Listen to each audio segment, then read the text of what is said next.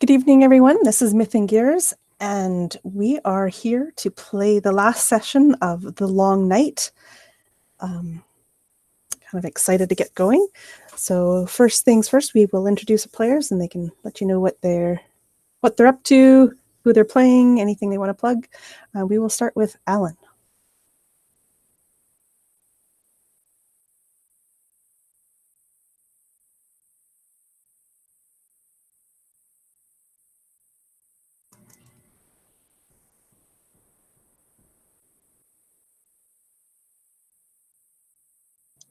Oh, sorry, I was on mute. Hi, yep, my name's Alan, and I run the channel Check for Traps. You can catch me there. And I am reprising the role of this Bonekin barbarian named Maul, who is, for all intents and purposes, about to go on a very emotional, raging roller coaster, I'm sure. But looking forward to it. Yeah, so that's it. I'm looking forward to it as well. See how angry Maul can get. Next, we have Connor. Hey, I'm Connor. I'm playing as Aether, the human druid of the sea. Looking forward to slinging some lightning bolts, as I always do. Perfect. Next, we have Jason. Hello, I am Jason Osorio from the very small YouTube channel Concepts and Characters. I'm also part of a live play podcast called Flipping the Table, which is on its like 23rd or 24th episode. So definitely check that out on Podbean and whatnot. And I will be, for the last time, reprising my role as Aegis, a resilient reborn battle master. There you go. That is having some very curious thoughts about this situation that the group finds themselves in, has heard some names that it seems to remember but isn't sure from where or how. So I am very excited to see how this all blows up in our faces. Next, we have Jeremy. Hello, everybody. I am Jeremy. I have a YouTube channel called The Erasmus Expeditions. I do a lot of live plays of D&D mostly and other things as well.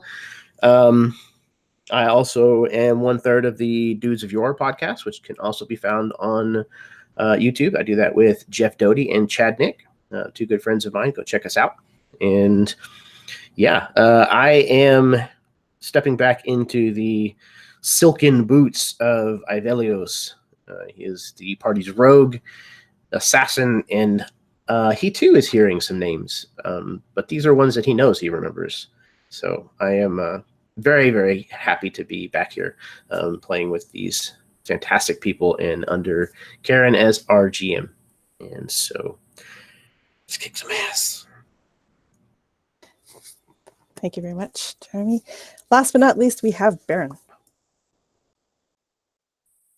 Rounding out the batting order, as I'm prone to do, I'm Baron. I run the YouTube channel RWD Gaming. We've been on a bit of a hiatus as I can't get my computer to agree with Hangouts. So unfortunately, or perhaps fortunately, you are saved from my content. Perhaps you will see me again in the future, but until then, I am back to play Durnan Kodrenra, a dwarf who was a little sleepy last time.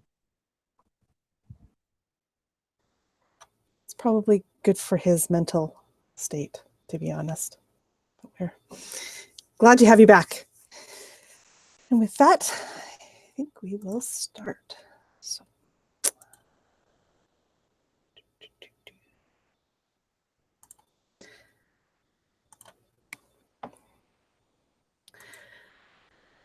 So far, the story has been,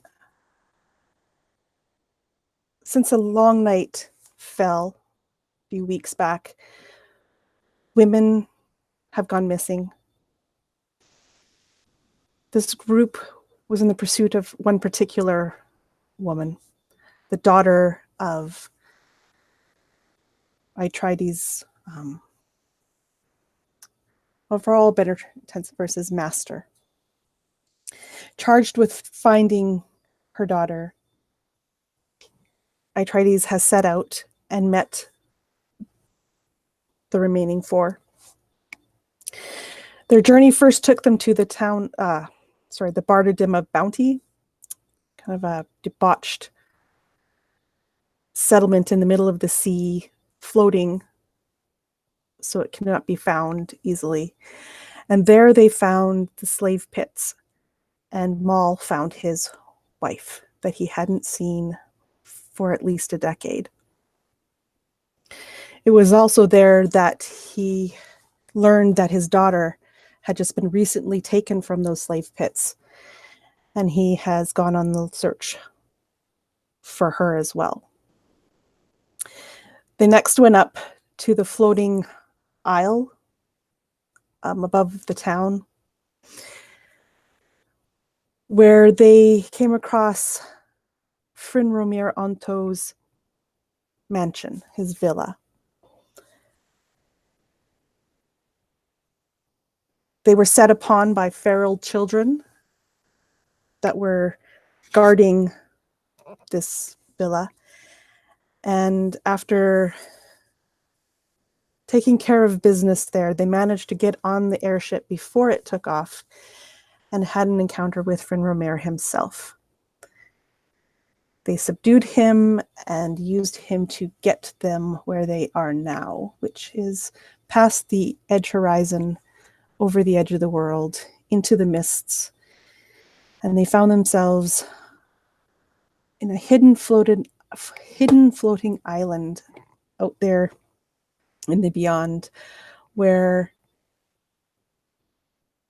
it seems to be the central part of this entire slave enterprise.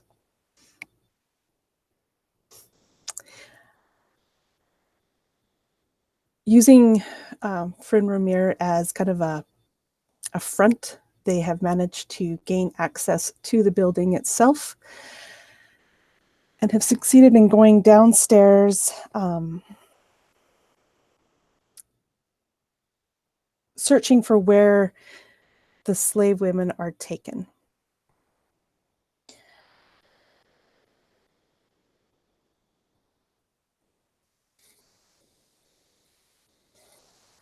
When they arrive in the lab in the basement, they walk in, and there are rows upon rows of women on makeshift beds, all connected to tubes, some bringing forth seems to be fluid into their back of their heads, some taking fluid away.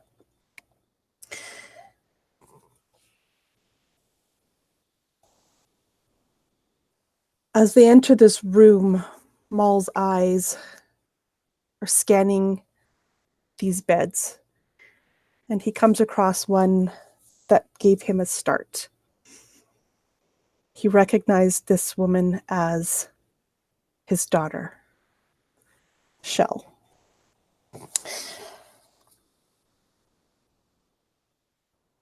I should also mention that all of these women appear to be in some sort of state of pregnancy. Those closest to the door least, whereas the ones towards the back of the room look further along in their pregnancy. Shell is in one of the front beds, having just arrived here.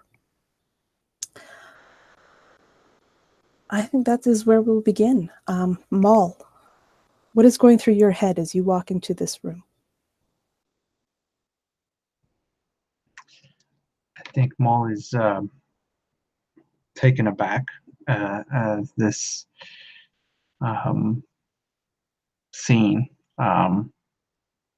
He's not able to really comprehend what is going on, like, as far as it's just beyond his comprehension of who would do something like this. But in seeing his daughter, he would go to her side, and he looks over her, and places his hand atop her head as if to stroke back her hair. Shell. Wake up, Shell. He says softly to her, trying to see if she'll open her eyes. She is completely unresponsive to your touch and to your voice. She lies there as if she's lying maybe in some sort of coma or drugged sleep or something. The tubes leading into her carry this fluid that you can tell is probably some form of ether.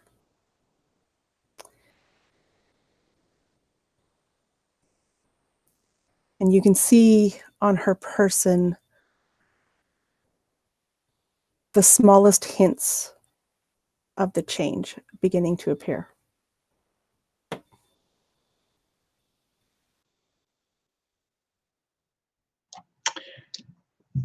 Maul turns back to his companions with a look of helplessness. Probably the first time you'd ever would see him helpless in the sense that he doesn't know what to do. Right, this is not something that he can attack or solve just with his brawn. Help her, please. I don't know if there is anything to be done. That is ether that is pumping into her veins. There is something to be done. And Aegis will turn its helmeted head to face you, Maul, and it actually will sort of break free of this little cluster of individuals, its companions that have been escorting it, air quotes, because Fenrir had intimated that the leader of this operation, somebody named Kadir, would want to speak to Aegis for some reason, but it will break free of this cluster and actually approach you, Maul, and it will set its mismatched gauntleted hands on your shoulders and kind of lean in and say, their leader is called Kadir. We find him. We make him undo whatever this is. We make him pay for all of these atrocities he has committed.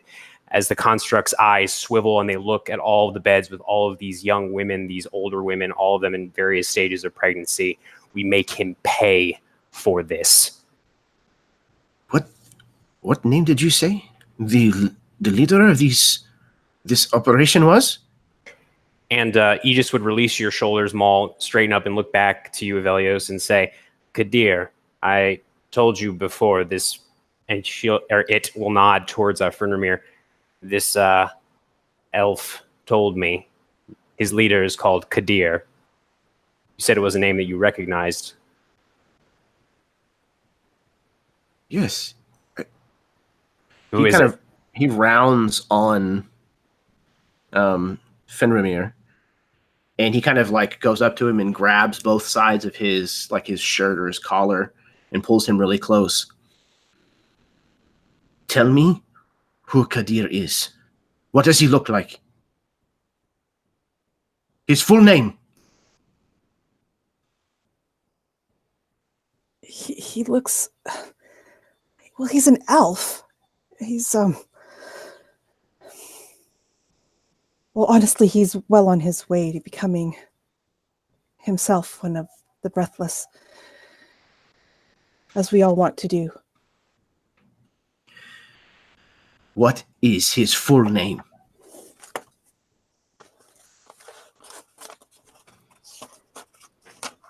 Sorry, Karen. I forgot the last name. So with that being said, I didn't write it down. In the chart or in the chat.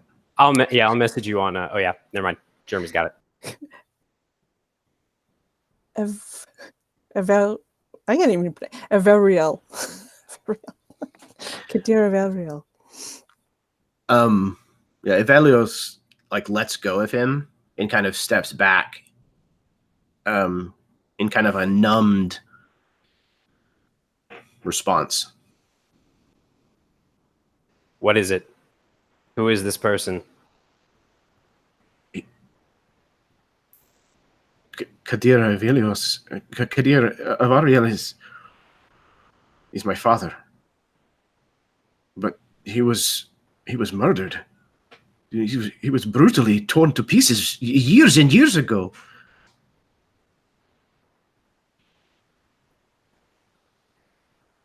I need to get to the end of this.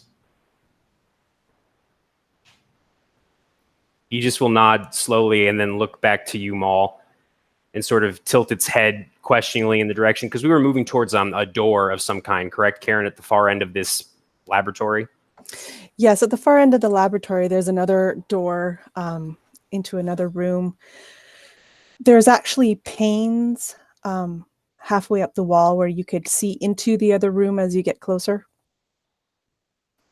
Okay, so Aegis would nod its helmeted head in that direction, Maul, and just quietly say, we are very close to the person who may be able to undo whatever was done to your daughter. And once this Kadir has, then we will do what is necessary. You will do what is necessary. Yes?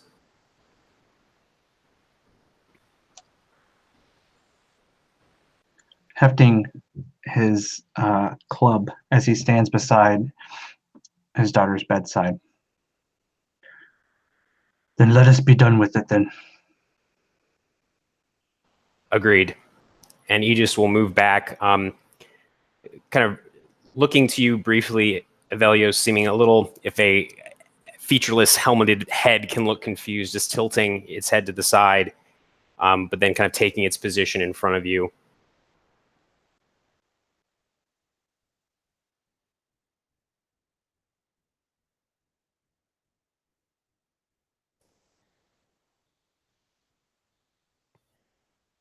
As you proceed further into the room, you pass these beds, and you can see the women in them as well. And the further you get into the room, you can see the changes on these women are further and further along, so that those towards the back of the room look almost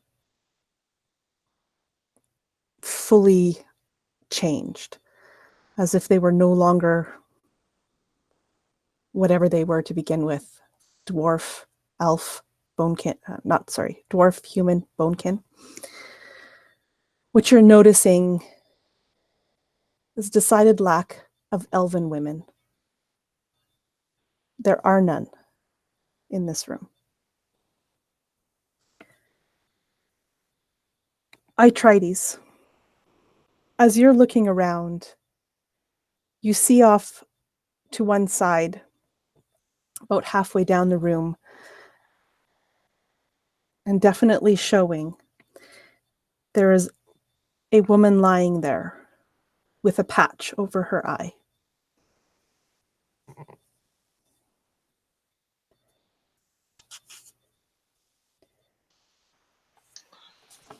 Atreides exclaims, "That's her right there."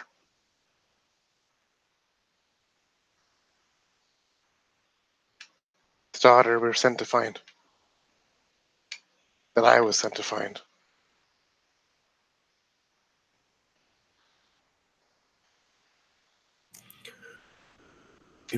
We figured out what is going on. If somehow this man is impersonating my father or whatever is going on, we get to the bottom of it, and then we get all of these poor girls out of here. I agree. And Atreides nods to Avelios and to Aegis.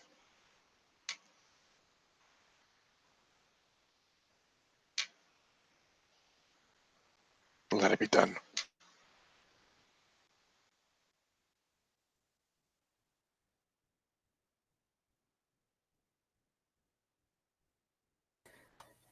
And as you get closer to the door in the back, you can see through that pane, just as you are approaching it, that there is a tall man is back to you. You can't see who he is, standing above a bed. And he takes this syringe that's filled with some sort of glowing red liquid that's almost a solid and almost a gas at the same time. And he injects this man with this substance. And in moments, the man, who you can tell now is elven, writhes.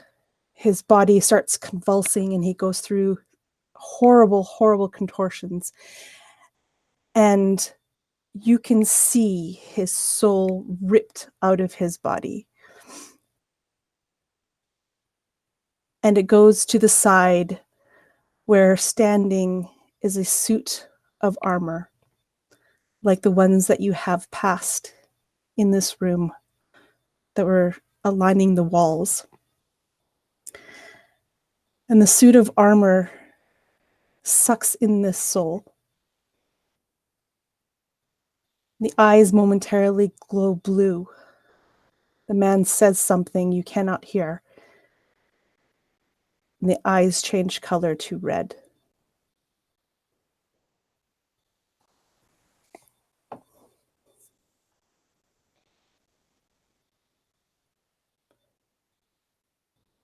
What do you do?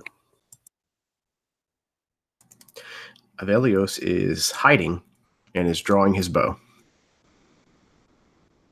It looks like there might be, like, I don't know how accurate this picture is, but it looks like there might be like these standing tanks or something in the background. You're muted, Karen, if you're talking. Sorry. Yeah, I just noticed that. Yeah, actually, I just thought they were lights. So Do they stick out from the wall? a little bit. Yeah, they would. Okay. That works for me then. Okay. So you are outside this room at this point. You have not yet gone in. Oh, this is all like through like a pane of glass of some kind? Yeah. Yeah. Ah, my bad. Okay. Then I guess I'll approach the door.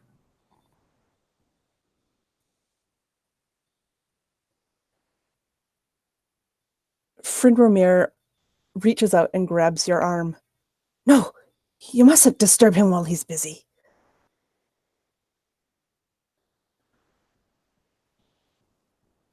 Avelios is going to slit Finrimir's throat. All right. Make me an attack roll. You will have advantage because he is surprised. Surprise, motherfucker!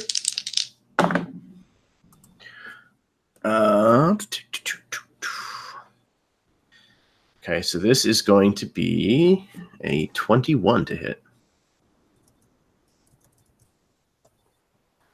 Oh, yeah, that hits. Good. Okay.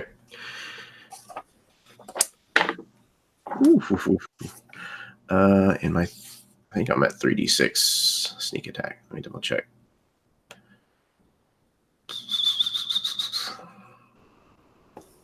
Where's my stuff? I don't know why it's there. It is. Okay. So we've got 8 and 9, 17 points of damage.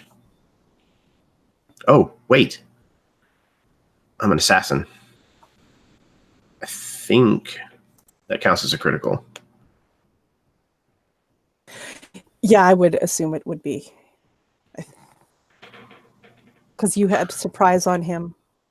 Right. Yeah. I don't know why it's not listing that. Sorry, I'm not super used to using Beyond with my character sheets. So yeah, I think it counts as a critical hit, which means a further. How do you do criticals? Just double. So double max damage. Roll once. Add your mods. Okay, so that is 18, and 4 is 22. In addition to the 17, so that's 39 points. Oh yeah, that cuts his throat beautifully. He's almost like mid-sentence and he starts to gurgle as the blood is just welling up and into his voice box, and no sound is coming out as he looks like he's trying to say more. And his eyes go wide with fright and shock from what you've just done.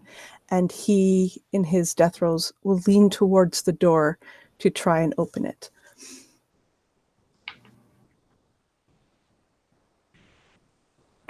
Ivelios is going to lean close to him and say, "The circle of dreams always collects." If I can, I would like to try to prevent him from going for the door. But Absolutely. You can make me a athletics or acrobatics check at advantage to see if you grab him. definitely going acrobatics. That's an 18. Absolutely. You manage to stop him from taking that step towards the door as he reaches out to open it. And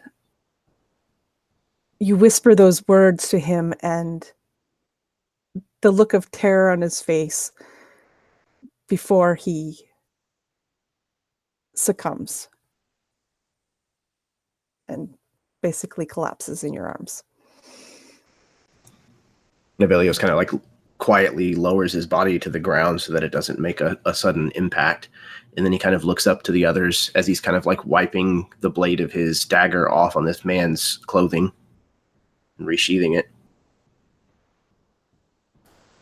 I suppose that means the ruse is ended then, and Aegis is going to unsling its shield, attach it to its kind of left forearm, draw the actually it starts to draw the ether shard longsword strapped to its back, but it pauses and looks down to the hilt of the rapier that Mammon the slaver wielded at Ivelios recovered and offered to the construct at some point during their travels, and it will draw that. And it's going to look over to Maul, and then to Atrides, and then to Durnan, and then back to Ivelios. And then for a moment, the blue pools of ether light that are its eyes flick down to the corpse of Frinramir before looking back up to you, Ivelios. Let us end this.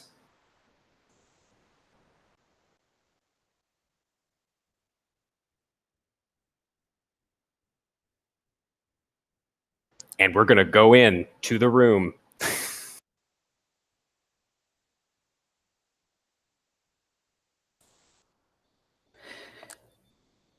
So you open the room, and at the sound of it, the man turns, kind of shocked.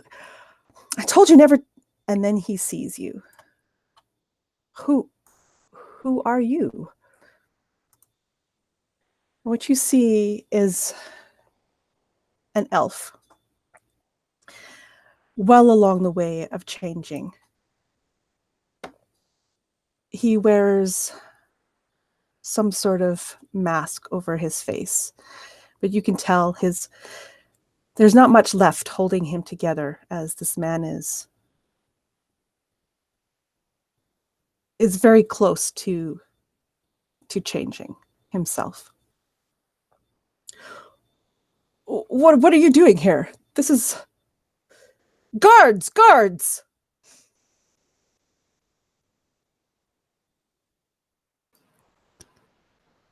We are here to put an end to these atrocities, Kadir. We are here to stop this madness. And Aegis is going to start moving forward. Out of curiosity, does Aegis recognize any of the garments this individual is wearing? I know there's a mask on the face, so it probably can't tell any kind of facial features, any kind of recognition at all. So he wears around his neck one of those carved roses. Okay, one of the obsidian roses? Yeah. Is it one of the lesser copies, or is it more of a close approximation to the one that Aegis has? This one is more of an approximation. It is very well done.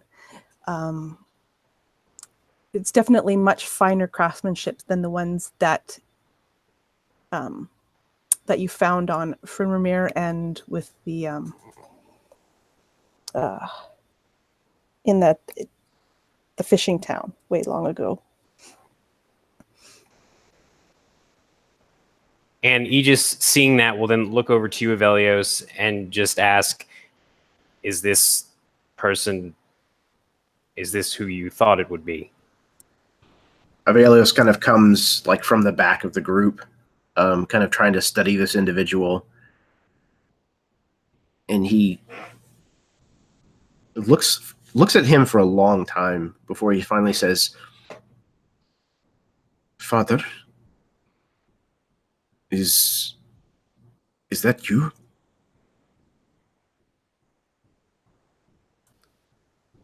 And at your voice, he turns. First, he looks at Aegis, who has was talking to him, and then to you. And the words guards kind of die on his lips as he looks from the one to the other of you. Avelios? Is that you? Oh. Avelios kind of reaches up and takes the kind of lower half of his mask off. What are you doing? What is all of this? I am preparing.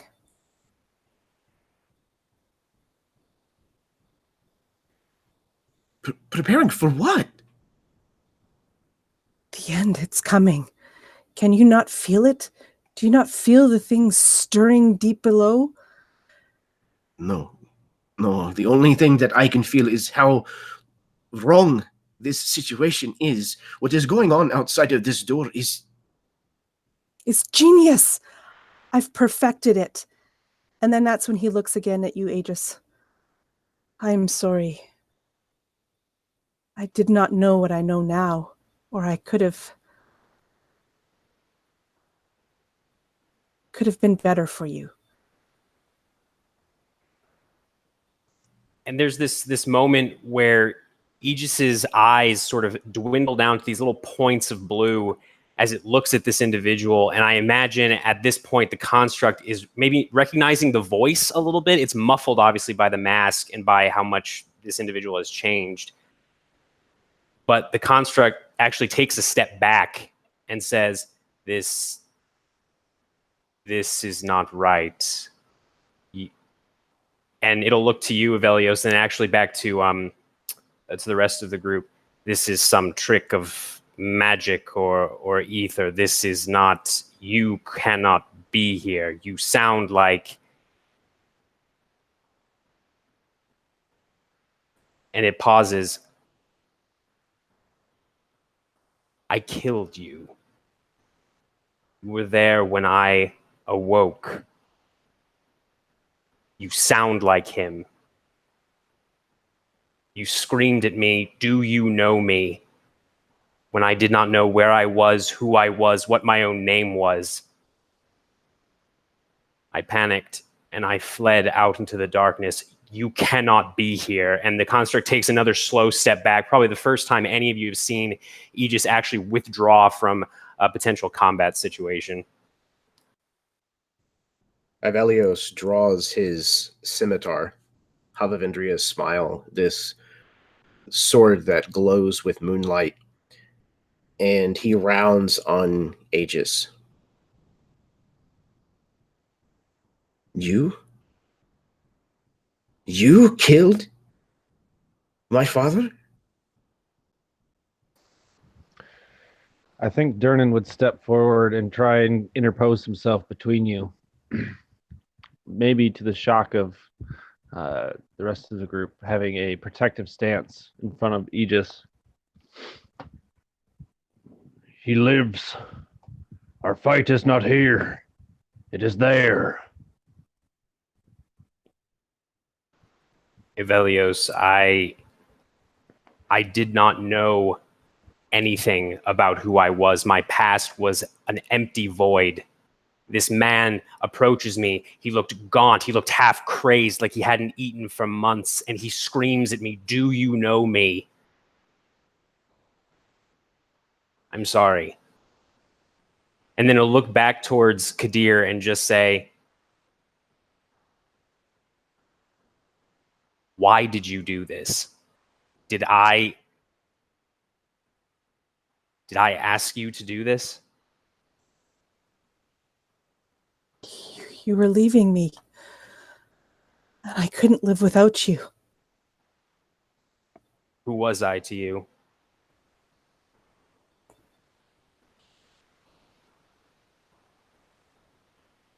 You were my wife. I tried, but I did not know what I know now.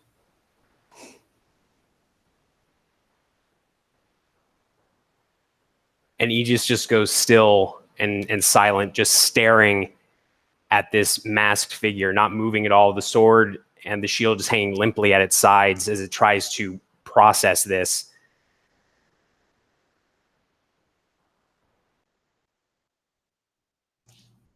Yeah, Ivelios takes several steps backwards, and the scimitar kind of falls down onto the ground and goes dark next to him.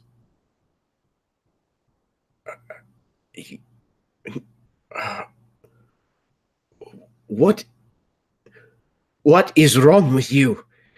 He turns once again to face Kadir. You put my mother into one of these? The alternative was to lose her forever. And I wasn't prepared for that. It didn't work. She didn't remember me. I wish that was something that we had in common.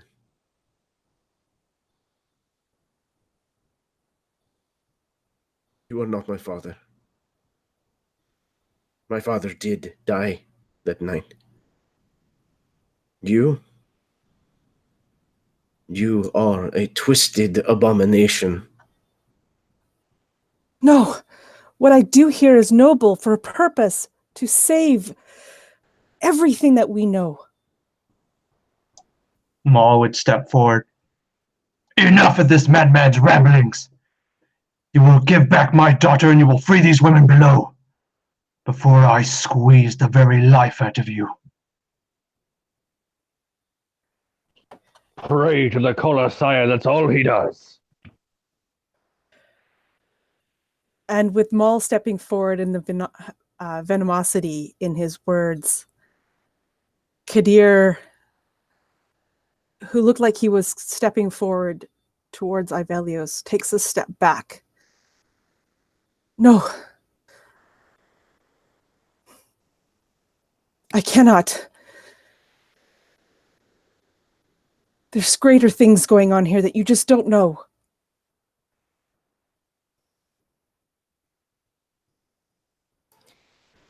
Aegis is going to slowly raise the point of the rapier, and the construct twists its hand, and blue fire just erupts along the length of the blade. And it says 3 simple words: "Say my name."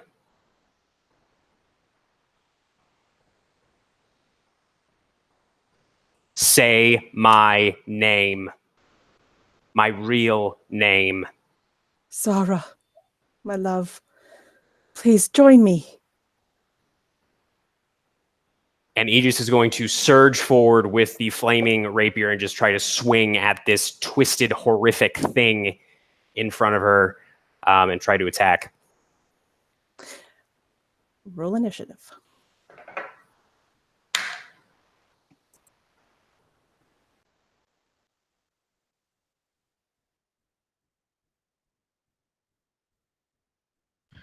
Got a whopping 3.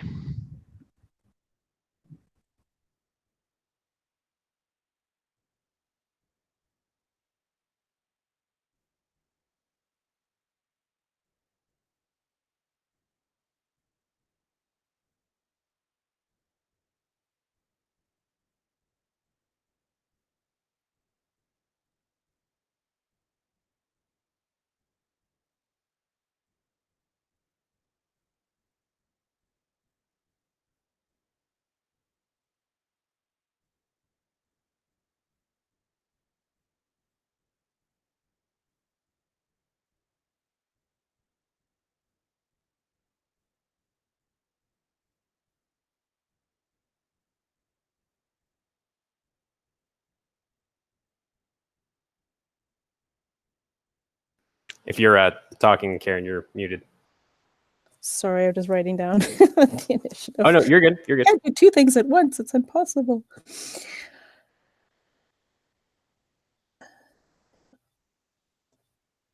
Okay, so Aegis, you are first. Yeah, so Aegis is going to continue its forward momentum, and I can use pronouns now. It's wonderful. Anyway, she is going to swing the flame tongue rapier, just trying to cut an X across this quasi elf, quasi reborn creature's chest.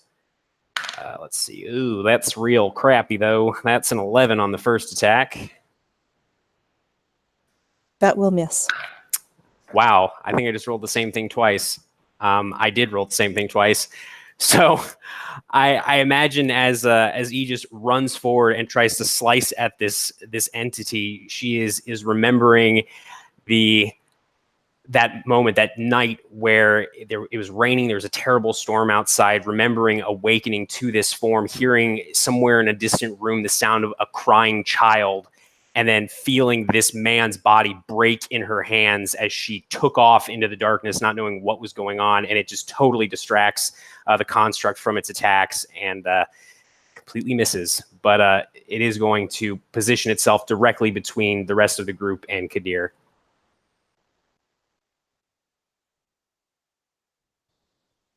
That brings us to Kadir himself. Seeing you rush forward with the hatred in your eyes, he shouts one last word in Elven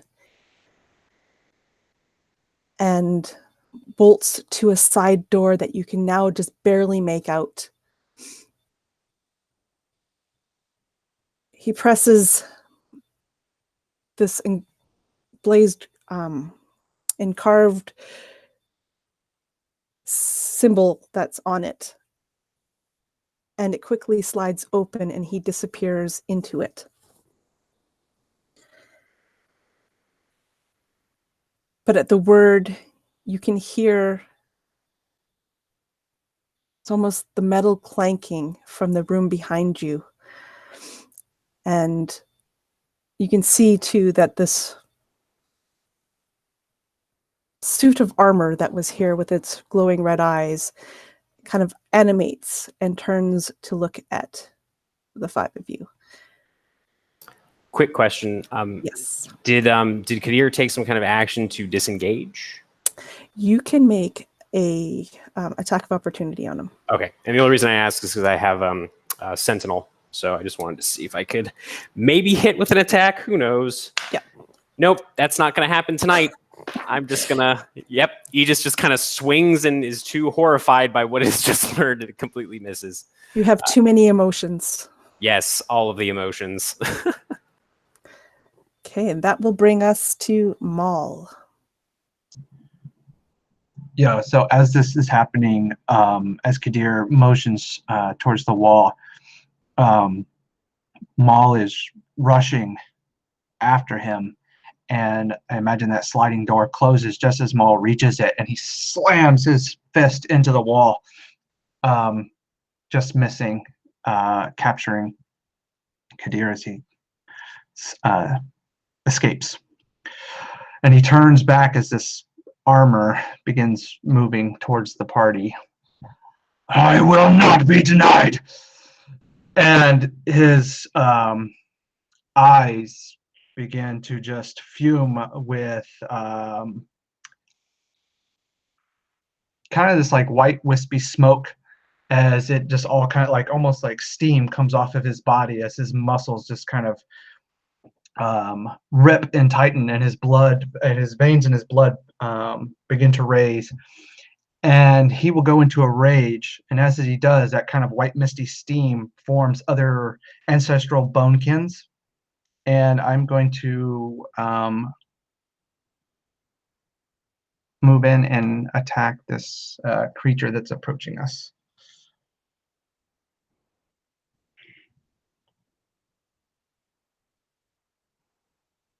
Okay, roll me some attacks. Okay, so this is going to be 15.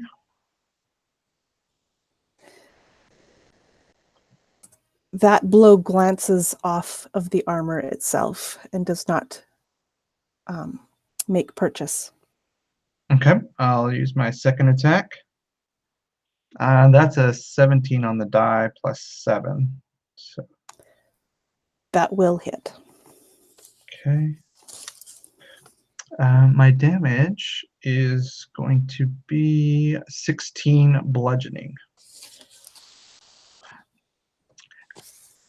And with my ancestral protectors, the first creature I hit with an attack on my turn becomes the target of these warriors, which hinders its attack. Till the start of my next turn, the target has disadvantage on any attack roll that is not against me. And when the target hits a creature other than me with an attack, that creature has resistance to any damage dealt to it. Okay. Perfect. That brings us to Aetrides. So the the now revealed father of Ivelios, you said he slipped away through some hidden passage, correct? Yes, that is correct. Is that passage / where he went still somewhat visible, or is it concealed? Did it close up, etc.? It closed up, but I will make a perception check to see if you can still see it. So what I want to try and do is cast the spell Misty Step to be able to teleport in beyond it, or at least through it. That's a total of 17 on my perception roll. Yes, you can still. You got a good enough look at where it was that you still know where on the wall that door is.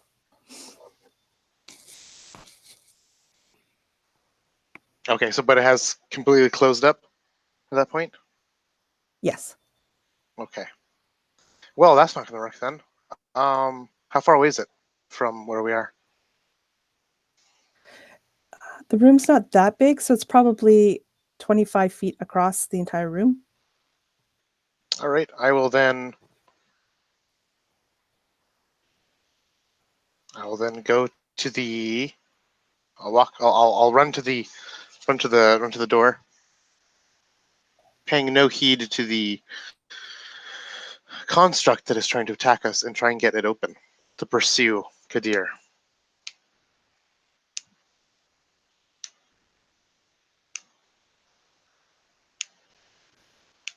Okay, make me a check. What kind of check? You're trying to just open it again, or what were you trying to do? Yeah, I'm hoping to just be able to get to it quick enough so that I can maybe, like, I don't know, just get it open before it fully closes, or Yeah. If I saw how he opened it, to try and replicate that, but Yeah, you made that perception check, so you have a good Okay. idea of where it is. You can, like, once you're close there now, you can see that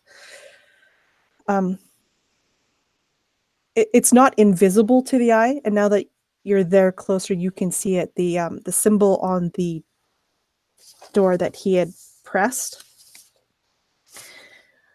kind of looks like a sphere with swirling winds, kind of resembling maybe an ether storm or something. Mm-hmm.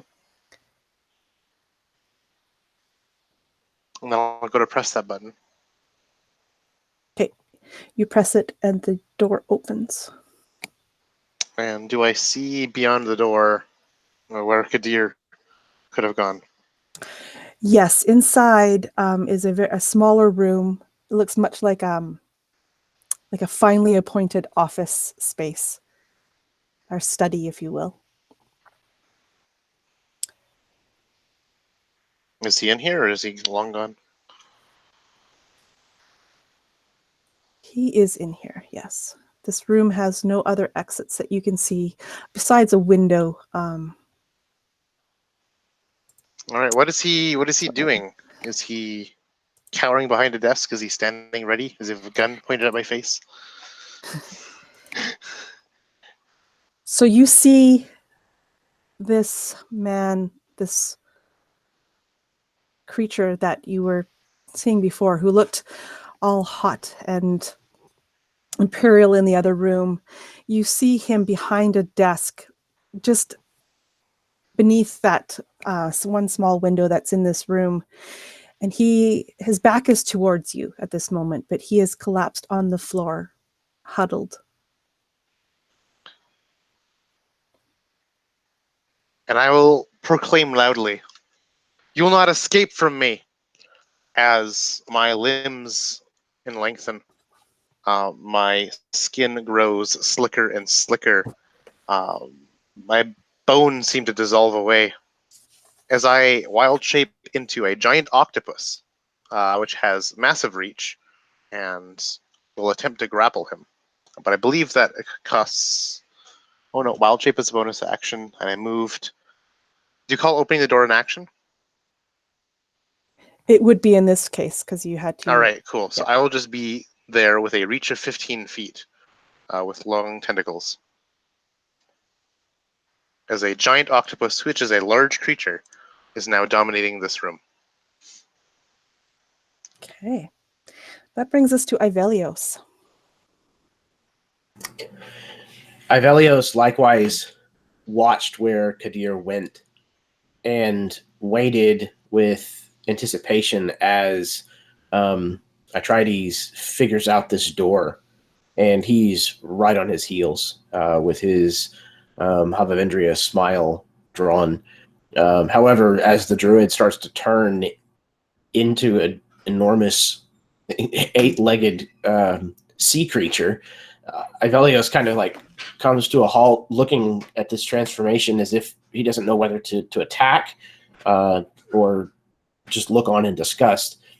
But he realizes after just a split second that it's still Atrides, and he kind of tries to step around some of these tentacles that are flailing about and knocking things off the walls, and brings Havavendria's smile to bear at Kadir.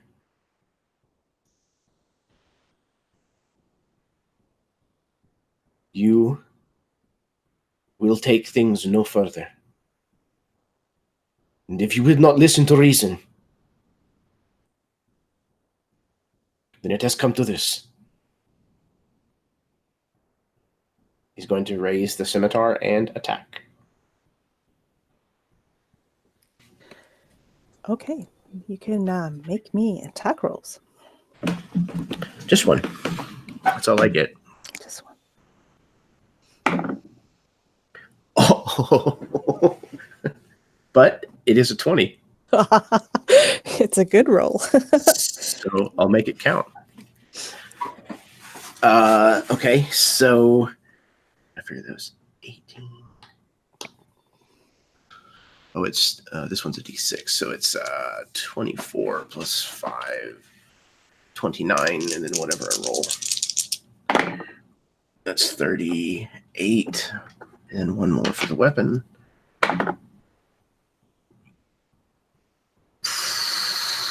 That's 43 points of damage. So you approach this man as he kind of huddles there. And just as you're approaching and striking, you can hear his almost whispering to himself, "I did it for her. I just want to be with her again. But those things, they're coming. It's awakening. I don't understand. We need to build the army. Why won't they join? Why can't they see?" And then your blade hits him. And he turns and looks at you. Why? Why can't you see? There's just... And he gurgles a bit as you struck him in this super vulnerable spot, which you can go ahead and describe to me. how that looks.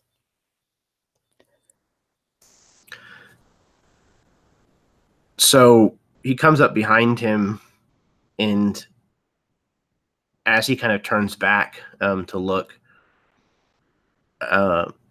Ivelios has kind of a determined, like, setness to his face, where he's trying really hard not to let his emotions color his actions at all. But his eyes are welled with emotion, and he doesn't say anything. He just takes this scimitar and cuts the head off of this this crumbling elf. And as you do, he falls, his body falls to the ground, and his hand opens, and from it drops a real rose that he'd been clutching.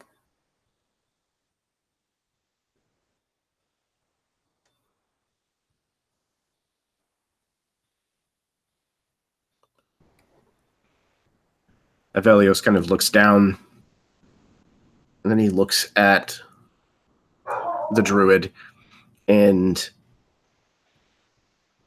he shakes his head.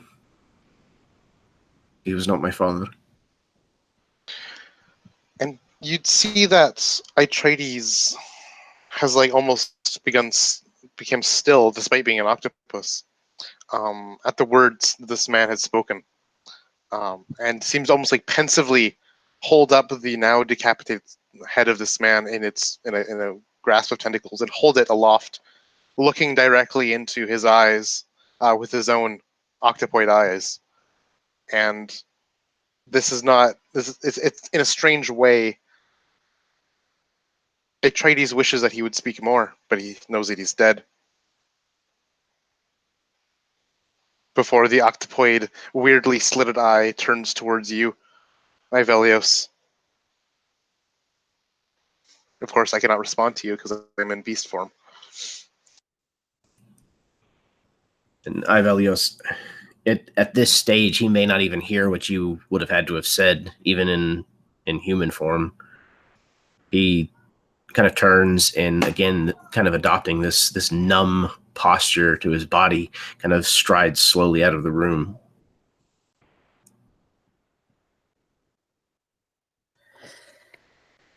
That brings us to those creatures. I will stop sharing that picture.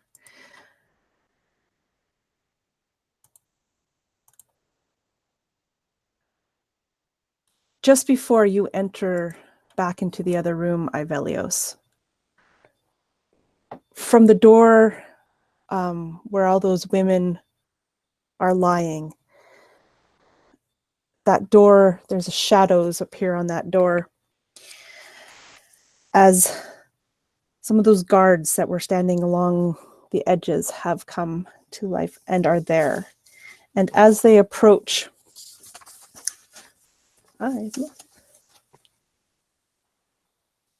something flies into the room and it shatters on the ground in the middle, towards where you guys are all standing. And I need everyone to make a Constitution saving throw, please. DC 12.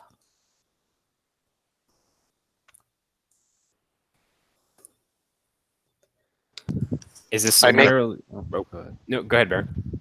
narrowly success, 13. Is this some kind of breath-related thing, or No, you have to make a save as well. okay, cool. I got a 12 total. 21.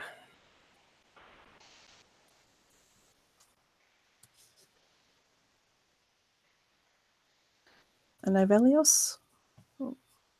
He went to the bathroom. He'll be back. Disappeared. Yeah. I'll roll for him. Oh, look at that. Nat 1. Oh, We'll catch up darn. later. So all of you saved, but what happens? So that thing shatters in the room and there's a massive explosion. You all save, so you take half damage.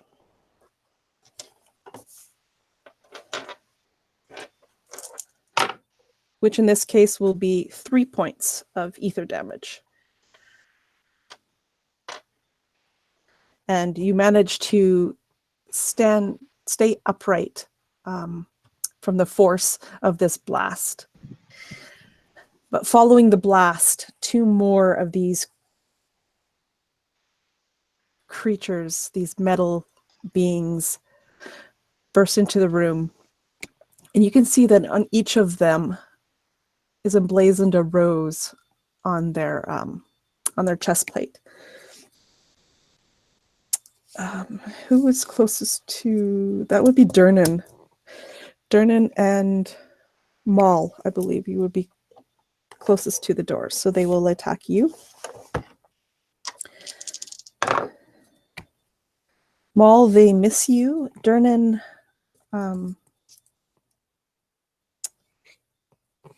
that is a 24, I believe. That it will hit you. So this is a long sword that they are wielding.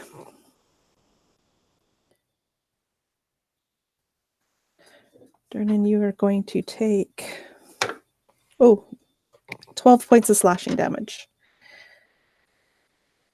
And so they each get a second hit. Maul, is 19 hit your AC? Yes, it does. Sorry, 18. That's okay. So the second attack will hit you for 11. So you each have one of these creatures on you. They've both managed to land 1 blow upon each of you. And that will bring us to Durnan.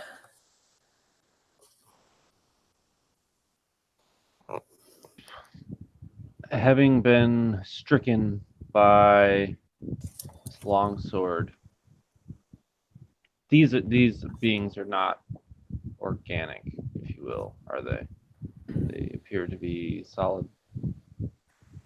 They appear to be metal, yeah, mostly metal. Okay. They look very different from Aegis, who is all sorts of cobbled together wood and metal. These ones are really finely wrought metal. Okay. I'm going to turn to Maul and lay my hand on probably what would be his elbow, as I can't reach his shoulder. Let your rage flow through you, my friend. And I'm going to cast Elemental Weapon again as a bonus action for thunder damage. You get to add an extra d4 damage, as well as a +1 to your attack rolls, Maul. And after doing so, I'm going to slip the hammer from the hook at my side and just swing hard at the side of the leg joint on this abomination. Bring you down to my size. Ooh, that's a good one. 18 plus 7, so 25 to hit. Yes, 25 will hit. For a total of 7 damage.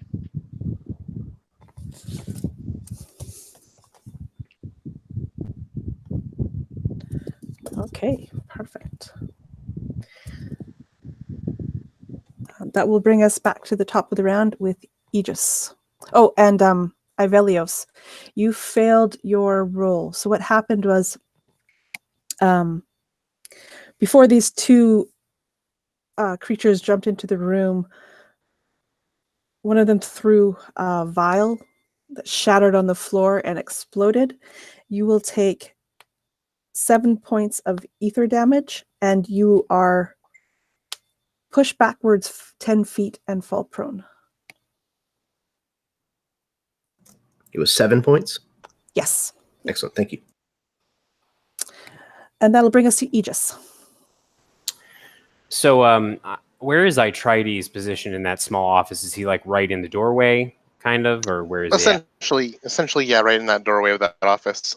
There's enough, I guess, foot space to be able to walk around him, no problem. But Okay. invisibility-wise, might not be the easiest thing to see past him, as he's a squirming mass of tentacles. Right, giant octopus. Yeah.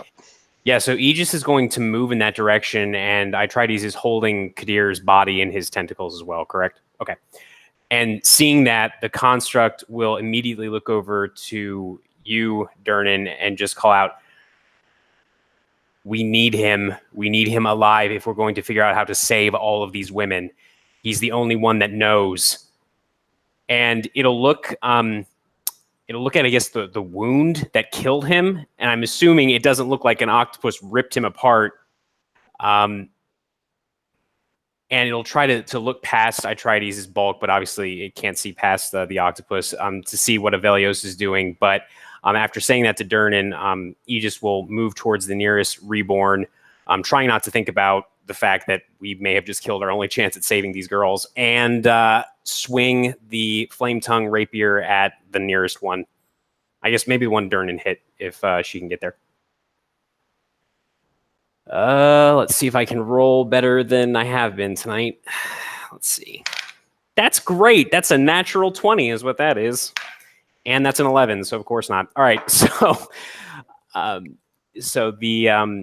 the first swing misses as Aegis is too distracted thinking about how we are going to try and save these people without Kadir's knowledge, potentially. But then it focuses, it kind of uses momentum to kind of swirl around and then just stab straight into the breastplate of this thing. And I will roll. So you said it's max damage, then you roll, and then you add your modifiers, Karen, is that correct? That is correct, yeah. Okay, perfect. So that is going to be a +2. Would that double the fire damage as well, Karen, I'm assuming? Yes, it would. Okay.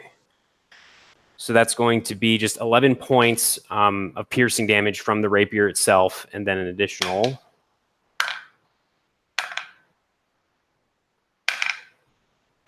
11 points of fire damage, so a total of 22 points of damage.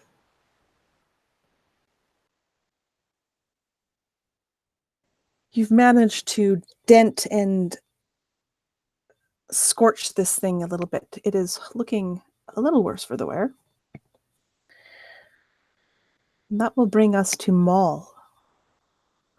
Maul, you currently actually have 2 on you. The one that you hit previously, and then the one that came through the door and hit you. All right. Yeah, Maul continuing with his rage. I am going to go ahead and use my first attack on the one that I previously attacked. That is for a 22. Yes, that will hit. Okay, and that is going to be a total for 8, 9, 10, 11, 12, 13 damage. And you're using Yes. a Maul yourself? Maul? Yes, I am. Yeah, so you've managed to dent this thing pretty well as well. Okay, but it's still up. Oh, yes, yeah. Okay, and okay, and so I'll use my second attack on it. And since it's the first creature I attacked on my turn, it still has the ancestral protectors on it. Okay, that is going to be a 19 to hit. That will hit. With 8, 9, 10, 11 damage. Okay. It is still standing, but very dented and battered at this point. So that ancestral, does it take damage when it does stuff, or only if it attacks and doesn't attack you? All it does is that if that creature tries to attack something else, it has disadvantage. Okay. And if it happens to hit the other target while it has disadvantage, that target gets resistance to whatever damage it deals. Okay, perfect. Okay, after Maul is Atrides. Atreides slinks back into the main room here. Not too far because in octopus form I only have a land speed of 10 feet. But I kind of just like plub along with these massive tentacles, discarding behind me the decapitated head of Kadir. As I lash out with tentacles, I have a reach of 15 feet, so magic can hit probably one of them or two of them with a big bludgeoning strike. Yeah, actually, you probably can hit one of the ones that are on Maul Yep. at this point. And I'll go along. I'll do that. I'll strike the one that Maul is attacking. That's gonna be. I only get one attack because I'm just an octopus. That'll be a 24 to hit with my tentacles. That I'll will do- successfully do it. It'll take. Oof. Math, Connor. 11 plus 3, 14 points of bludgeoning damage, and it is grappled along with being restrained as my tentacles just like weave around through its clockwork body parts, holding it fast, and it now has the restrained condition, which means I can't do jack shit. I'm gonna look up what restrained means, and that is the extent of my turn. Restrained, so they have 0 speed. All attacks against them have advantage, and their own attacks have disadvantage. Disadvantage on dex saves, and then grappled means I can... Oh, nothing much. All right, good. So, there we go.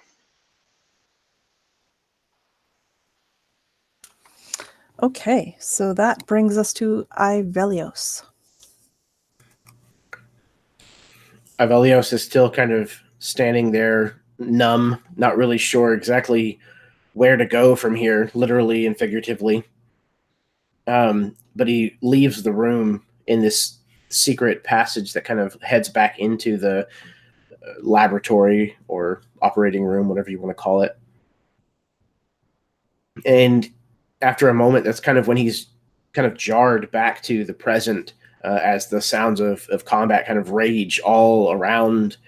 It takes him a moment, but he fumbles for his bow and draws and knocks an arrow and is going to shoot at whichever one is either unattended to or is the furthest away from the group. So there are 2 on Maul and 1 on Durnan. The one by Durnan is closest to the door. Okay. But you can see that through the doorway that there are a couple others as well. Do I have a clear shot at one of the ones that's coming through the door or about to?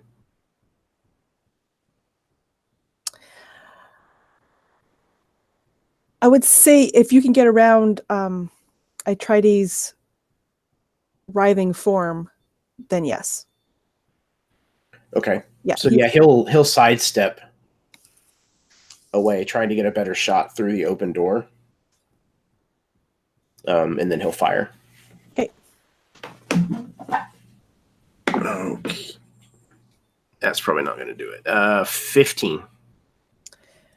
Nope, that will not hit. Okay. I'm going to attempt to hide as a bonus action. And look for something in this room that I can duck behind, stand behind, as I ready myself with another shot.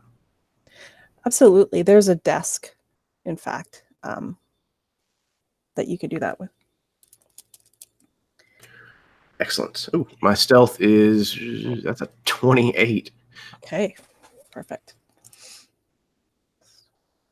That will do it.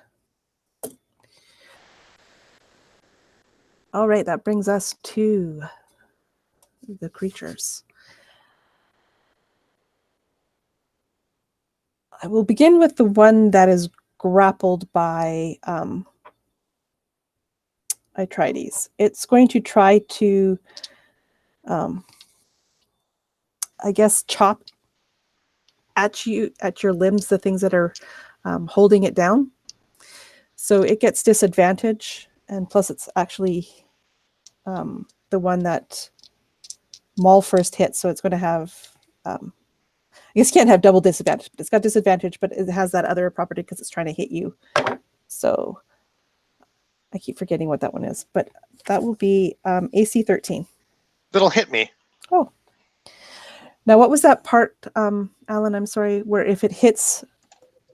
The basically, Itrides will have resistance to the damage that is dealt. Okay. So it deals 5 points of slashing damage that you have resistance. So that goes down to 2 damage? Yes. Okay.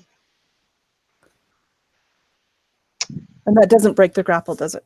Oh no. No. Oh no. Nope. Okay, so the other one that is on Maul, actually, it gets 2 attacks. So it will try that again. Yeah, that one is a 10, so that's not going to hit you. So that's all it can do. Maul, the other one that's on you, rounds and tries to hit you. The highest roll we got there is a 14. That will hit. Okay, so 1 hit lands for 6 points of slashing damage. All right. Since I'm raging, I do have my resistance, so I will take 3. Yes, you do. Okay, Durnan, they're one on you. We'll try to hit you a couple of times. Ooh. Aegis is going to really quick just use its reaction, because I think it's all reaction. And basically it's going to kind of impose the kite shield in front of, I'll say, this first attack. So that first attack is going to be a disadvantage with the protection feature. Okay. It helped a little, but it still rolled really well. So that will be a 22 on that hit. I think, and the other hit is a 25. So, Durnan, this thing has you in its sights, and it is wailing on you. You are going to take 7 points of slashing and 5 points. So a total of 12 points of slashing. I'm going to go ahead and use my spirit shield. Since Darnan is within 30 feet of me and he took damage, I'm going to reduce that damage by 2d6. So he can reduce, I rolled a 7, so he can reduce that by 7.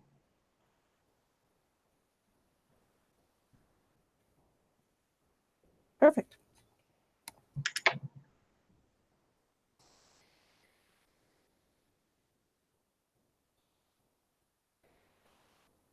The one that you were trying to hit, Ivelios, throws another one of those vials onto the floor in amongst you. Everybody make a Constitution saving throw, please.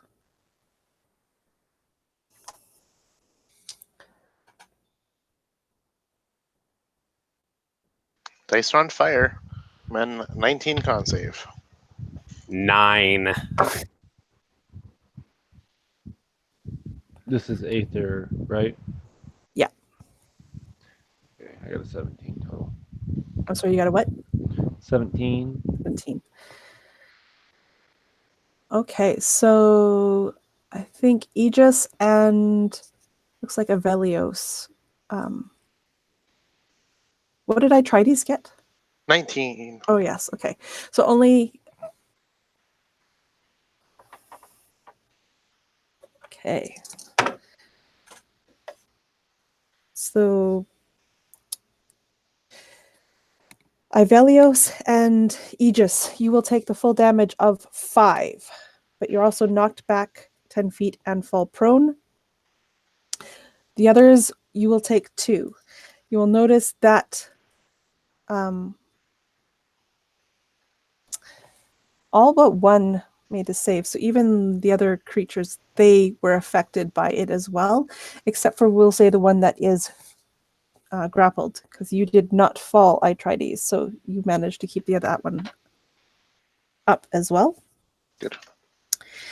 The other ones also kind of blasted back and fall.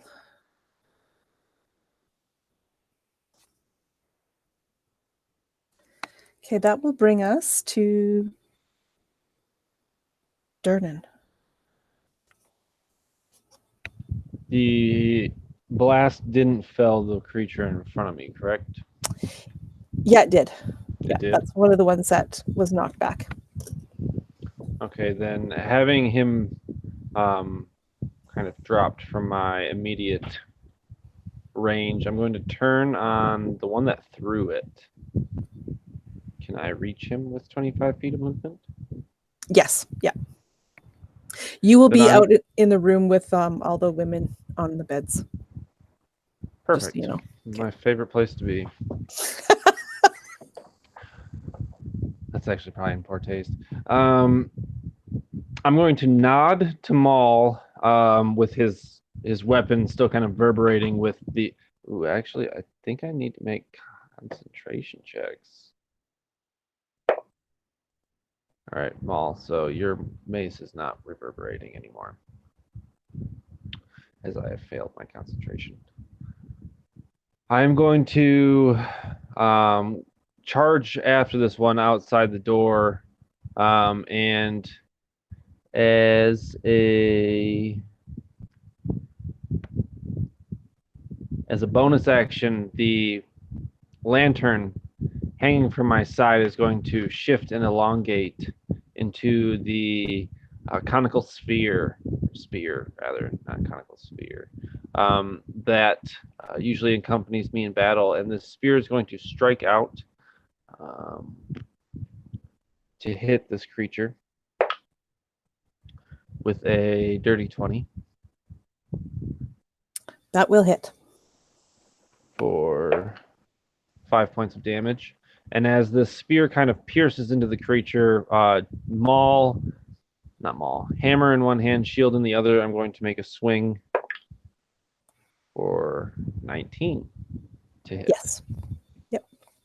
For another 13 points of damage.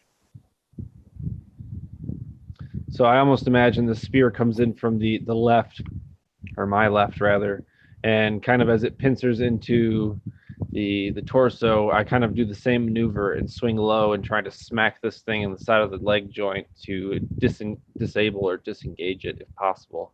And that's my turn.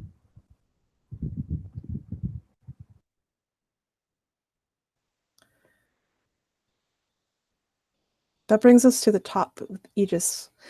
Before we go on, that reverberating that you put on Maul's weapon, did that give extra damage?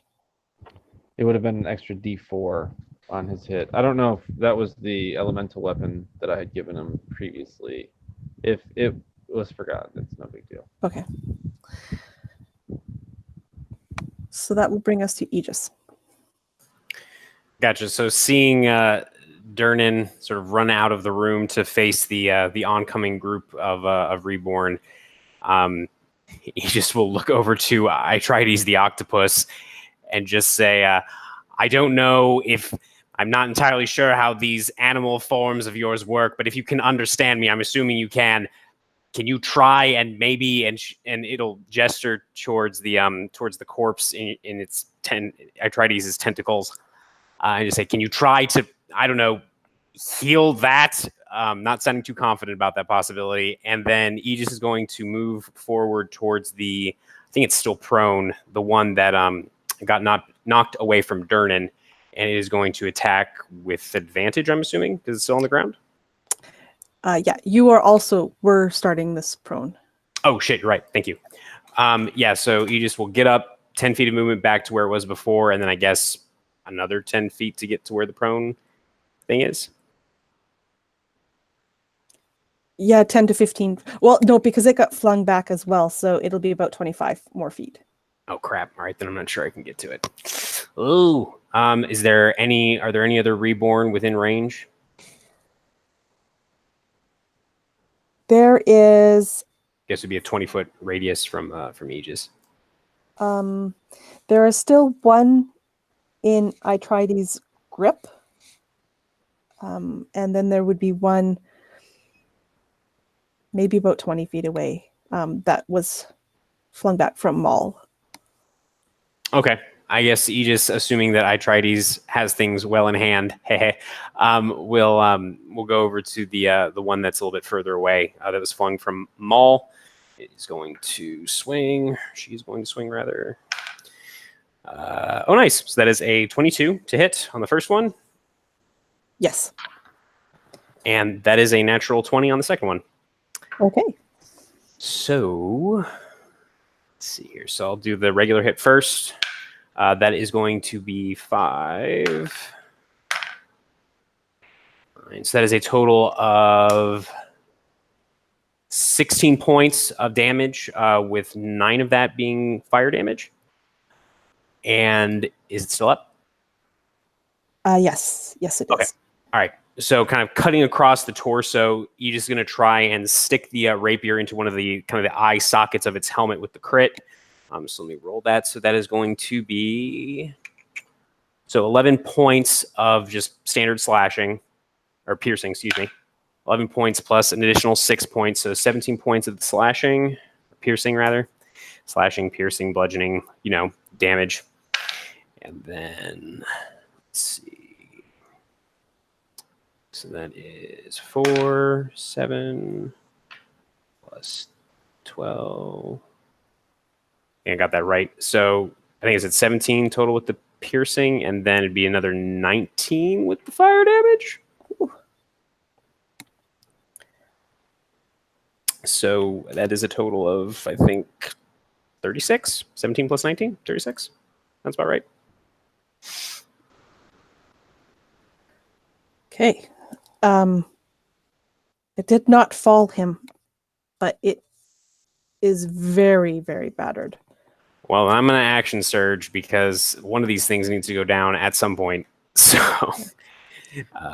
again, that kind of white, oily smoke is going to exude from the joints and the cracks in Aegis's armor. It's going to withdraw the blade, just actually try and decapitate this thing if it can. Probably not with that roll. So that is an 8 plus 5, which is only a 13. Nope. And that is an 18. That will hit. Okay. And that is 3 plus 2, which is 5, 10. Damn, I'm rolling well with these. That is a total of 14 points of damage, with 9 of that being fire damage. Okay, you can describe how this last blow destroys this thing. Gotcha. So I imagine kind of in that moment, there's this flicker of maybe not quite jealousy, but just that this thing is beautiful. It's covered in filigree. It looks like a unified single piece. And in this moment, Aegis is just so filled with this hate and anger and rage that despite the death of potentially the only person that could save these women, it just cuts this creature's head off, completely severing it from its shoulders, and the head kind of hits the ground, clang, clang, clang, clang, kind of rolls off into a corner somewhere as the body just slumps to the ground and falls.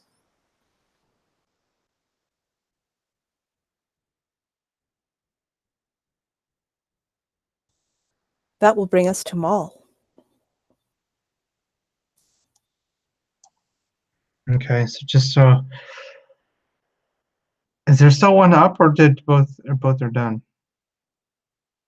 No, there are still quite a few up. There's one that's being grappled by Itrides. Okay. There's one on the ground by like 10 feet away from where Durnan is. And then there's at least 2 more that you can see outside. There's one right in front of Durnan that Durnan is wailing on. And there's at least another one that you can see in that room. But the ones that were on me are gone? Yeah, one's in Itrides' grip and the other one is deceased. Okay. And is there any sort of like doorway or something where are we all in the same room, or are they in a different room? So currently Durnan and the one that he's fighting, plus at least another one, are in the other room with the women. Mm-hmm. You are in the room with everyone else, that kind of the laboratory room where they Gotcha. yeah, I was trying to see if there was a way to like cut these things off because there were so many of them, but that does not seem the case. Okay. I guess I will So yeah, Maul will rush into the other room where there are the women, and he will just kind of like take on, or he'll basically side settle against Darnan and attack that one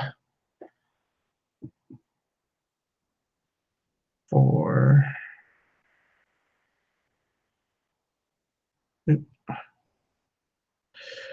Okay, that's 18 on the die, and I'm sure that hits. Yeah, So that hits. Yeah. So that's going to be 5, 9, 10, 11, 11 bludgeoning. And you're fighting the one that Durnan is on right now? Correct, yep. Yeah, okay. So 11 bludgeoning. It now has ancestral protectors on there, and I assume it's still up. Yes. Okay, I'll use my second attack. That is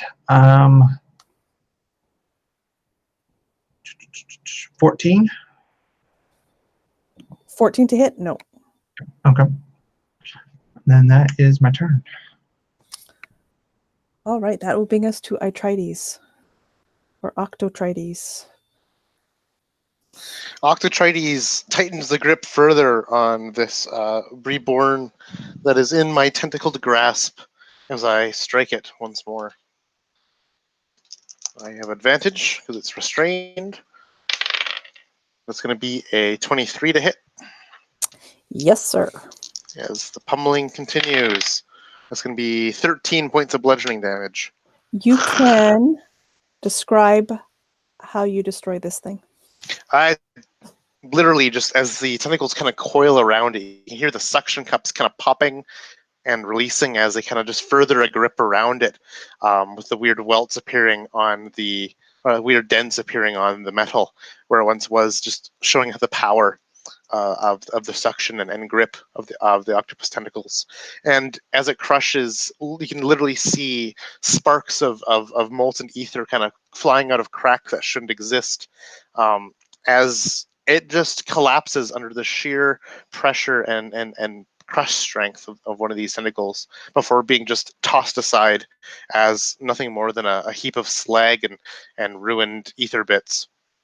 As then Itrides uses 10 feet of his movement to close in on the next one. You can get to the one that was flung back from the one that used to be on Durnan that was flung back away from him. Actually, I think there's some that are outside of this room, right? Yes. And there's one that's in. If possible, I would actually, because I have a reach of 15 feet, I'd like to use my movement to try and like go to the center of all that, so I could possibly strike at anyone, if that's doable. Yeah, I can see you going right out, like either in the doorway between the two rooms or just outside the doorway, so that you're in. I would like to have as many in striking distance with my long 15-foot reach as possible. Perfect. You can get currently 2. There's one in the room that you would have just left, and the one in the room that you are coming in that's on Durnan. The other one that you can see is a little bit too far away at this point, but it is approaching you. All right. So that's good. Yeah. That is my turn. As I plub along. Velios. So Velios kind of watches these things be almost systematically dismantled and tossed to the side, and there is a deep pang of remorse and guilt, because even though he knows that these things are, in his mind, abominations, that they never should have existed in the first place, he knows that there's elven souls that are inside of these things, and they're being just tossed away, and more than likely that they were much more innocent than his father. But he pushes that down and is going to continue to look for more places to try to help to shoot these things so that they stop trying to hurt the people that he came with. I think all of the ones inside of the laboratory are down, if I'm not mistaken. There is one left, but he's currently down because he got knocked prone, but it is still alive. And then there's 2 in the other room that are... One is engaged with Maul and Durnan, and the other one at this moment has nobody on it. Okay. So I forgot I was also prone. So I am standing at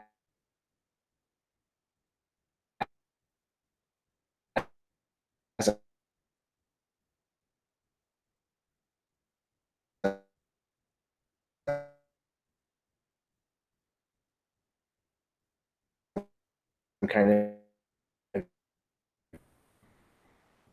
It froze. Oh no. We didn't hear any of that. Awesome.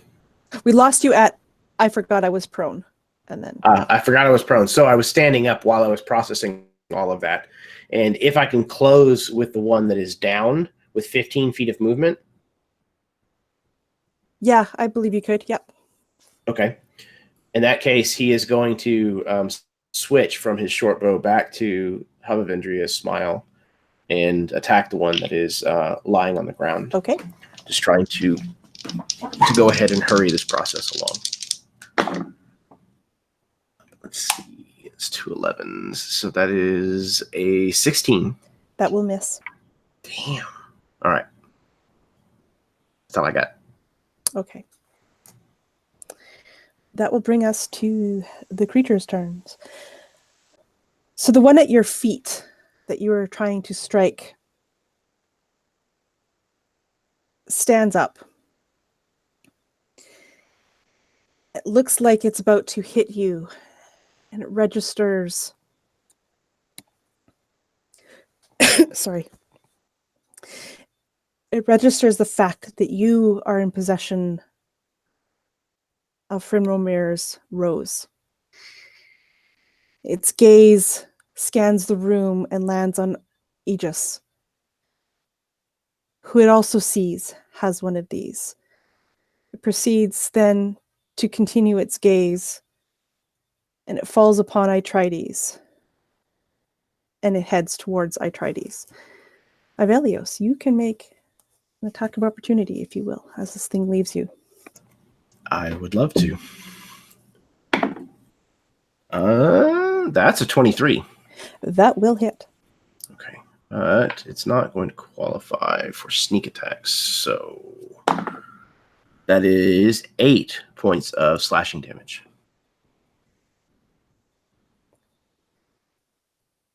So you slash at it. It kind of... You can see it. It's affected by the blow. It makes movement, but it does not turn back to you at all. It ignores you and proceeds towards Aetrides. Aetrides, it will attack you. Good. Okay. Okay, it's the bus roll was a 13. That 13 missed- hits. Yeah, Oh, I am hits. massive. Okay, so well, will a 9 hit? And 9 will not, no. Okay. All right then. So it's like that hits its shoulder or wherever and knocks its aim off a little bit, but the second hit does manage to hit you for 9 points of slashing damage.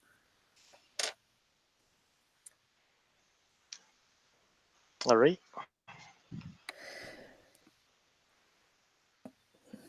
And I will use my reaction Yeah. because I am slippery as a human. I'm going to move my speed after a melee attack misses me, which is what happened there. Unfortunately, I only have a speed of 10 feet instead of 30 like a normal person. So I'll just plub a little bit backwards and squirm out of the way of that second strike that missed me. So you're going back into the lab room, or are you going out Yep. further into the... Okay. No, I'm going back and I'm reseeding from where this reborn approached me. It was coming to you from the lab. Okay, then that'll push me out then. Yeah. Okay. Yep. Right. Durnan, there was one on you, and I believe it's got things around it, so it's at disadvantage, but it will be trying to hit you. That hit is a 18. Does 18 hit? Nope. And the second attack, oh, that's even worse. Is totally misses you. The other one charges in, looks at both of you, and Maul, you are its target.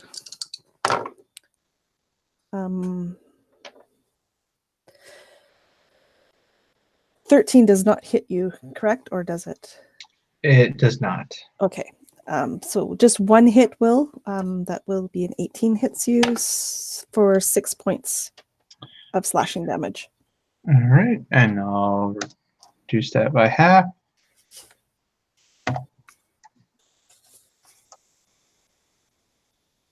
Durnan, that brings us to you. There is one right in front of you. One now. Now there's two really because Maul is beside you.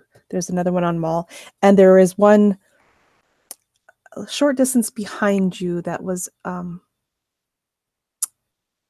attacking Atrides. Using my bonus action, my spear will circle back around to make a strike at this creature's back. Natural 20. That's a hit. So you were attacking which one? The one that I'm engaged with at the okay. moment. Yeah. So how do you do crits? I'm sorry, I missed it earlier. Max damage, roll damage, add your mods. Okay, so you're looking at 11 plus, so a total of 18 damage from the spear strike to the back. Okay, it is still standing. And then seeing the second one, I'm going to channel the Kalasaya of Tomonyamir, and I'm going to cast Guiding Bolt at 3rd level for 19 to hit. Yes. Which one were you? The second one, or Yeah, the second one that we haven't touched yet. okay? Yep. And with that, I'm rolling 66. Get fucked.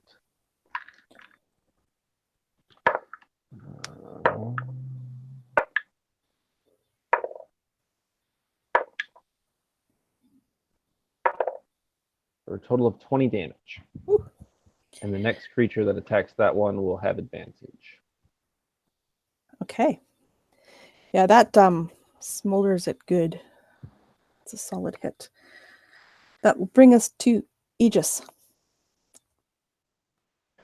All right. So just to clarify, there's 2 in the lab right now, or just the one?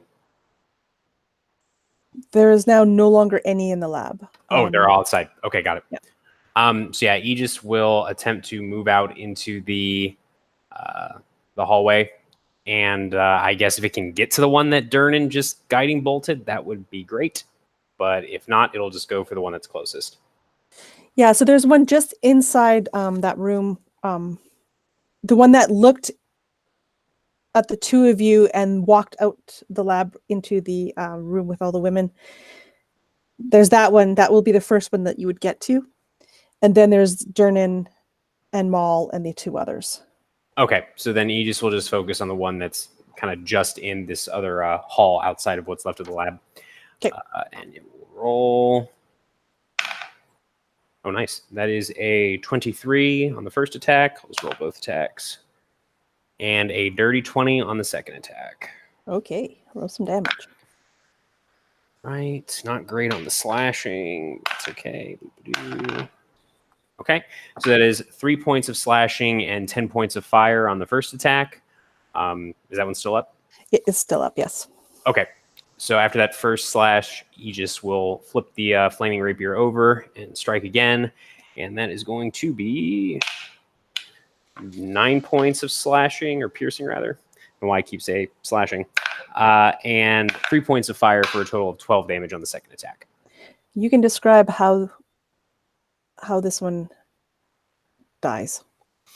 Gotcha. So again, just kind of at this particular point, just lost in the heat of this fight, the circumstances notwithstanding, Aegis just kind of carves this deep furrow into this construct's kind of midsection, probably striking something vital. It starts to spark, letting out a very familiar oily white smoke, and it just sort of doubles over and then just collapses onto its side. Perfect. That will bring us to Maul. You have there's like 2 within reach of you, one which you have advantage on, I believe, if you hit next. Yep, I'm gonna go for the one that I have advantage on first.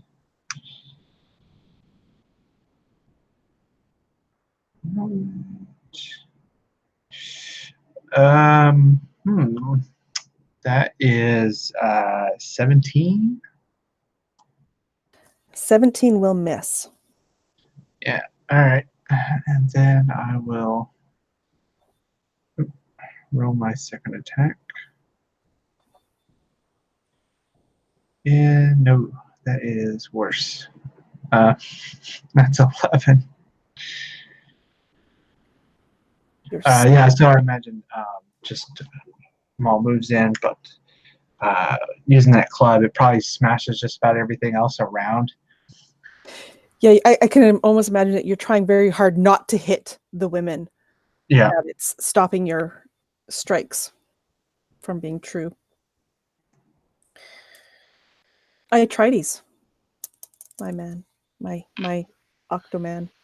Octoman goes ahead and lashes out another tentacle at one of the nearest, one of these reborn. Is there one that's directly attacking one of my allies? Yes, both are. One is on Durnan, one is on Maul. I'll go after the one after Maul, because I like Maul better than Durnan. Yeah. And I'll roll my attack roll here. That's going to be a 15 to hit. That does not hit. All right, I'd like to spend an inspiration then. Sure.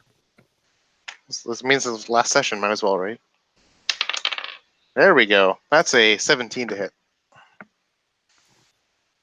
I'm sorry, you said 17? Yeah. That also does not hit. Oof. Okay.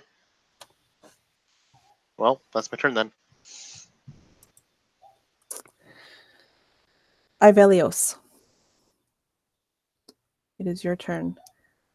There are 2 left, and you have allies engaged with both of them. Okay. He's going to come to the door and kind of look from one target to the other with his knocked arrow. And there's one that Aegis is on, right? I think Aegis just killed that one. Yeah, Aegis just killed the one that she was on. Okay. So seeing that's actually the target that he settles on, and he starts to pull back, putting tension on the bowstring, putting his finger kind of around the shaft of the arrow, kind of pulling the head back to touching his finger, and then Aegis drops that target, and he just pivots to the next closest and fires.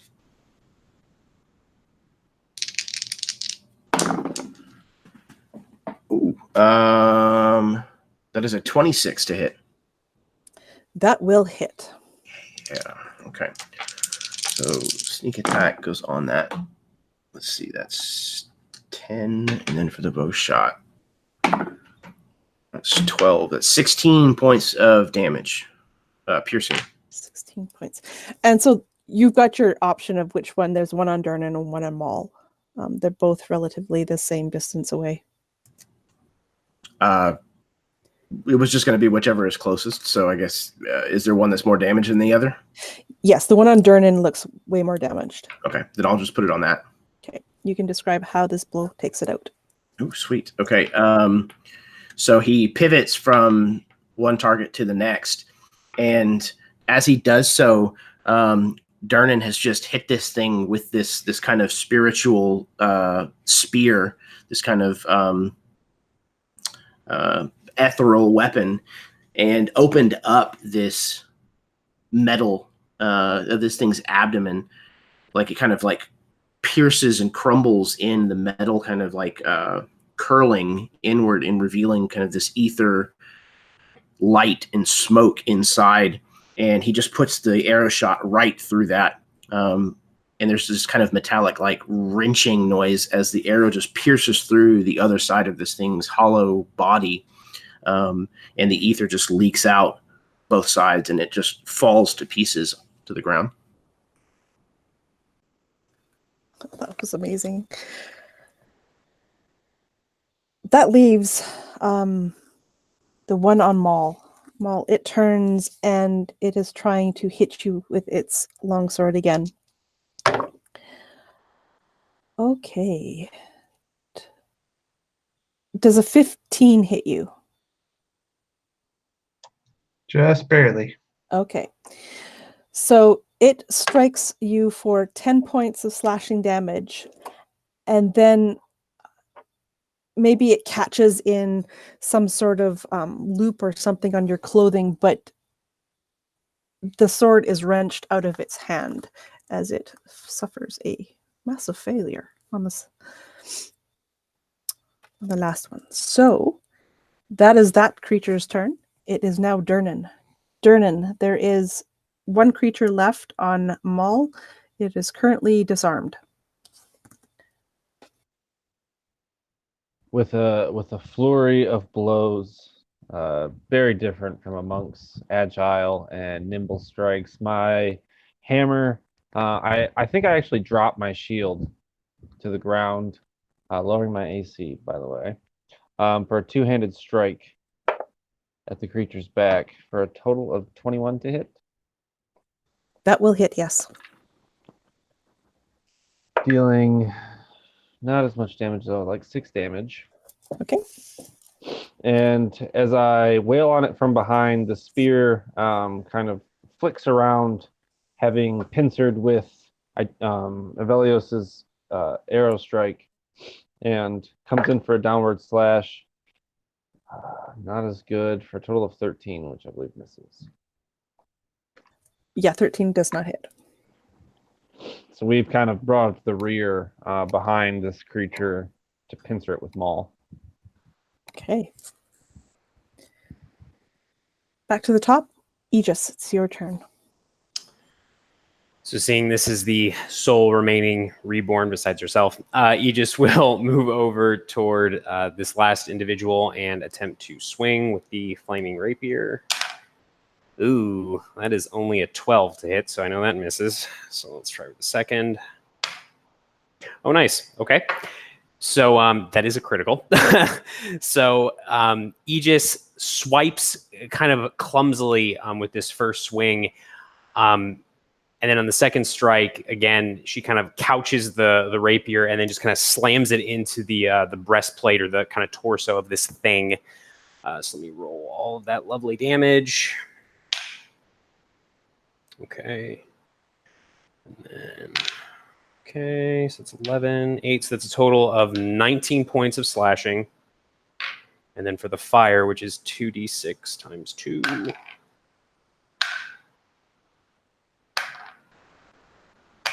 Nice. Holy crap. So that's 19 points of piercing and 16 points of fire damage.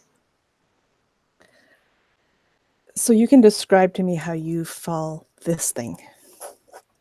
So as Aegis kind of jams the rapier into its torso and hears the gears and the pistons and the aether kind of sparking and grinding to a halt, she actually leans in and she looks up at this thing in its red eyes, and she just very quietly says, actually in Elvish, she'll just say, "I'm sorry."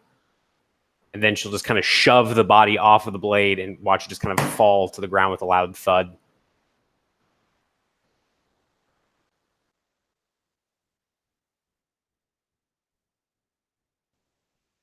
And with that, this room grows very quiet.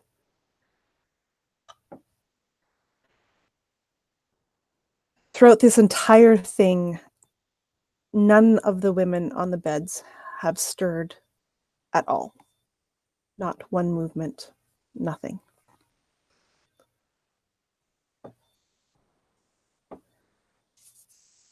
What would you guys like to do?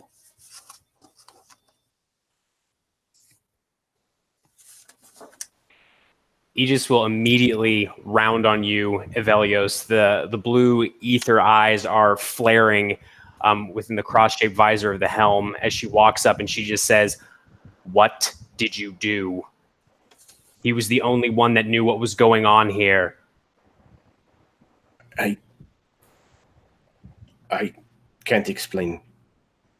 How are we going to save them, Evelios? I don't know. I don't know. Before we start arguing amongst ourselves, let's at least make sure they're okay. And I'm going to proceed to walk over to these women and try and just analyze their current state.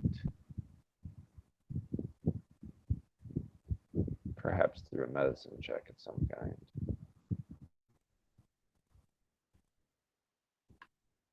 So as you walk up to the first row of women, if you can even call them that anymore, they're such a gross parody of what was. They've undergone so many changes that you know if they were to awaken, they would no longer be themselves, but the twisted versions instead.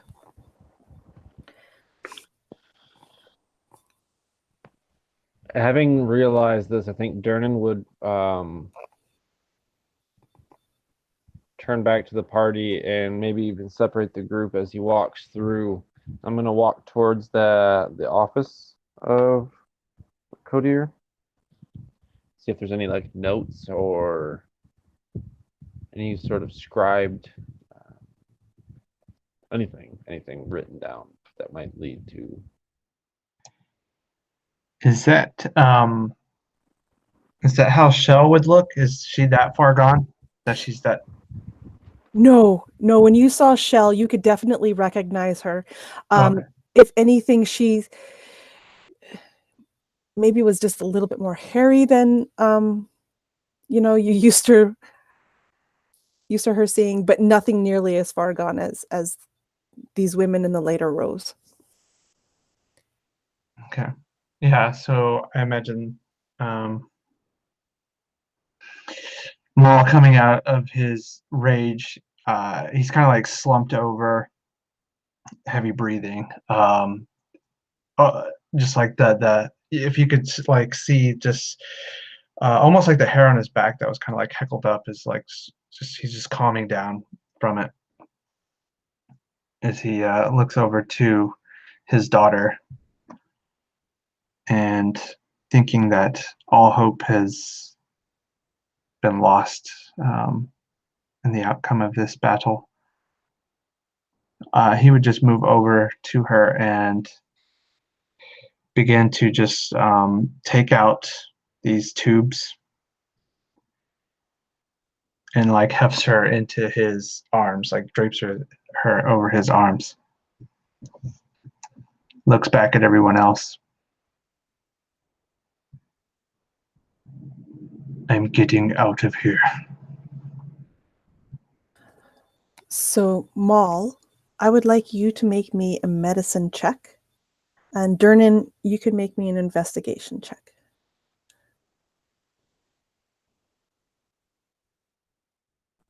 A 5. I do not have medicine, or I'm not proficient in medicine, so I mean, I can make a wisdom check, but I don't even think you would make a medicine check, to be honest with you. Medicine subclass strength check.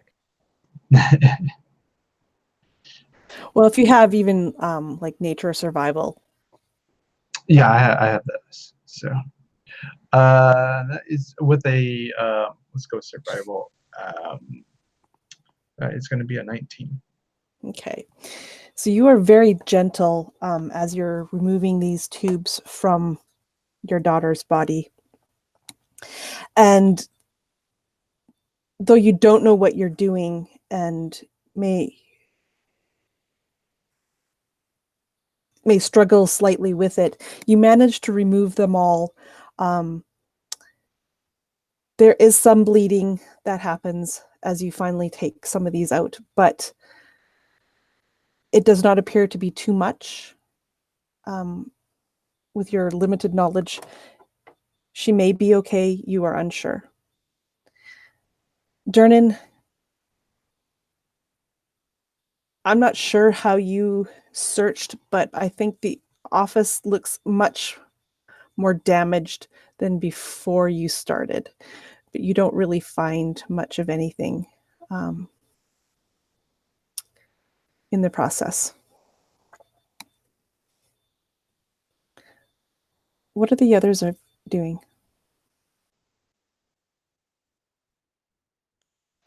My body has uncontorted and bones pop back into place.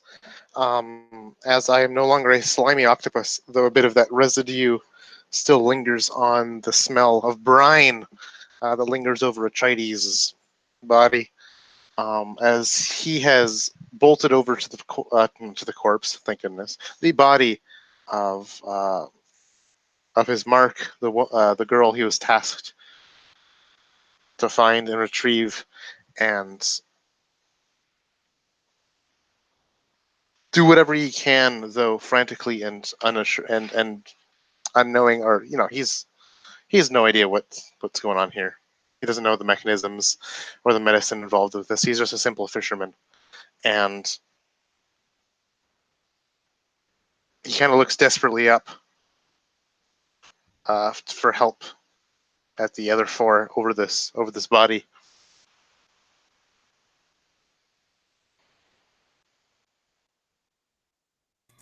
Avelios will approach and try to help however he can. And as he's doing so, he'll try to make eye contact with Maul and kind of just shake his head. I am so sorry, Maul. If I had only stopped to think for just a moment, I let my anger get a hold of me. His eyes would glance into yours for a moment, but then simply be cast down as he just moves past you.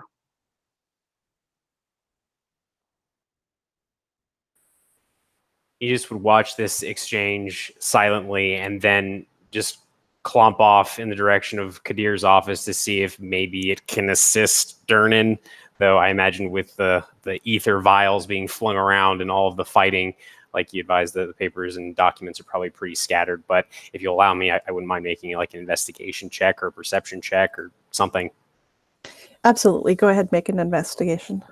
Oh, all right. How good am I at these? I'm not terrible. And by not terrible, I have a +0.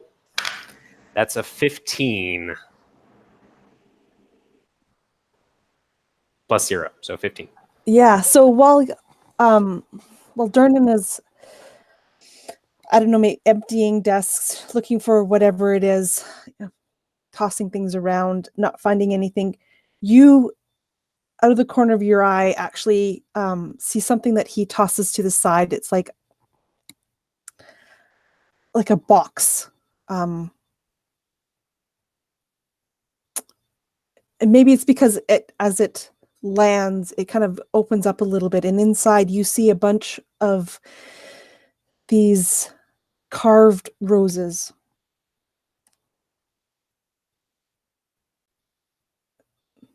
Inside.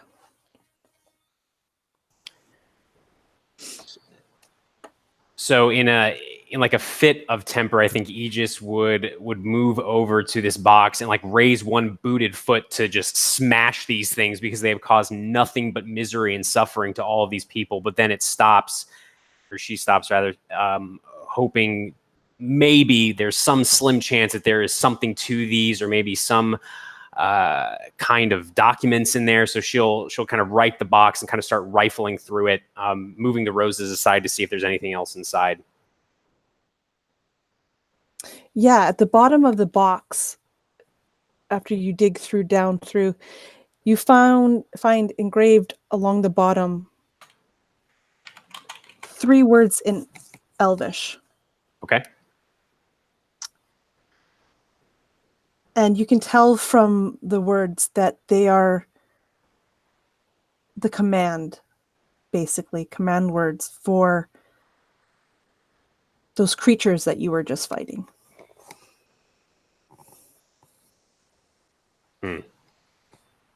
Are there any? If Aegis were to rise and kind of look out from the office, through the lab and out through the panes of glass to the hall, I guess, are there any more of those things around at this point, or have they all been destroyed?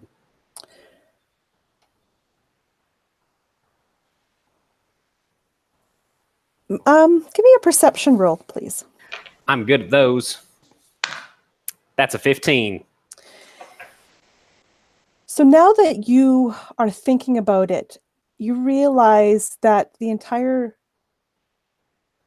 time you passed, like with Frenromir, as you went down through this mansion, down into these places, that there was numerous of these suits of armor around, almost looking like decoration, but now you know they were not. Before you turn to leave, Aegis, I would actually grab a hold of your arm and try to get your attention. And the construct would just look over at you, not saying anything, as you grab its sort of metallic forearm. Now look, I know that you and I don't see eye to eye on a whole lot of anything. But I think you and I both know that there ain't much good we can do to anybody in that room. The aether changes aren't fixable. Not in my experience as a healer. I don't know if even if we had kept him alive, he'd have been able to do anything. He was a fanatic. Why would he have come up with a cure for his answer? And Aegis will actually get down kind of on one knee, so it's on your level, Dern, and she'll just look into your eyes and she'll just say, but we don't know for sure. And we will never know for sure now. Look, I know it seems bleak, but I don't think we can hold that over Avelios's head.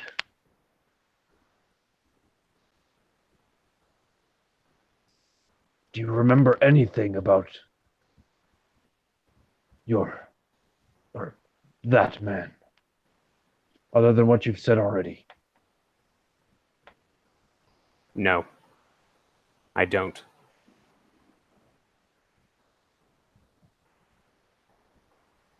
And Aegis will slowly remove its arm from your grip, Durnan, and stand up. And then it's actually going to walk out of the office and the lab out into the hall, just shoving past either Maul or Itrides or Velios or anybody that gets in its way. And it's going to try and find one of these functional constructs without saying anything.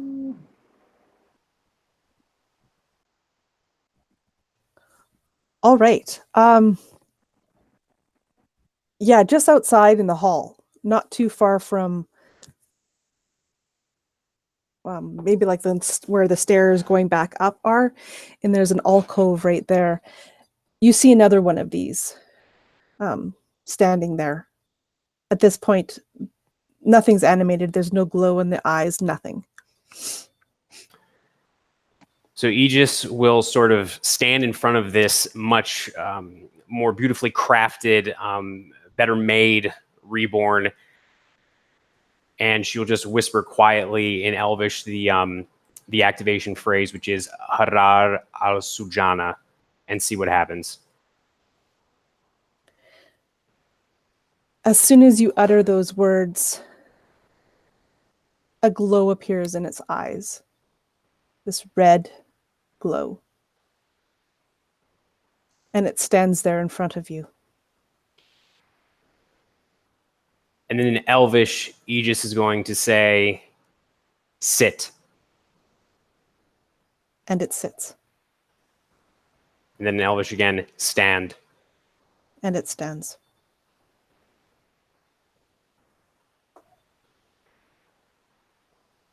And Aegis will pause for a moment, thinking very carefully about how to phrase this. And then in Elvish, she will rapidly say, if you can, go down into the room with the women. Safely remove the tubes from their bodies. Restore them to consciousness if you are able. I will send others down to assist you. Do not hurt anyone down there. Is that understood? Say yes if you understand. It nods affirmatively. Go. And then Aegis will actually follow it into the room with the rapier still drawn, just to make sure it actually does what she said that she wanted it to do. So shortly after Aegis leaves, another one of these creatures, red eyes glowing, walks into the room, ignores all of you, walks up to one of the first beds, and starts pulling tubes out of this woman. Proceeds to another bed, starts pulling tubes out of this woman, and will continue to do so unless somebody does anything. I imagine since Aegis was tailing this thing probably fairly closely, as soon as it starts to do this, she would say, leave it be. I think I've figured out how to control these things. I've commanded this one to safely remove the tubes from these women and try to rouse them to consciousness without hurting anybody. I'm going to see if I can find more. There were more of these reborn as we descended alongside Frinromir. Maybe, and she'll look kind of pointedly over at you, Avelios. Maybe we can salvage this. And then she's going to turn and stomp back up the stairs. Calling after you. And what if they attack us? I told them not to changing. harm anyone. I'm not talking about the Guardians. Use your brain, if there is one in there. There's no response. He just continues walking up the stairs. Everyone, I think we should all be very careful about what is being roused from these beds. They're not all women anymore.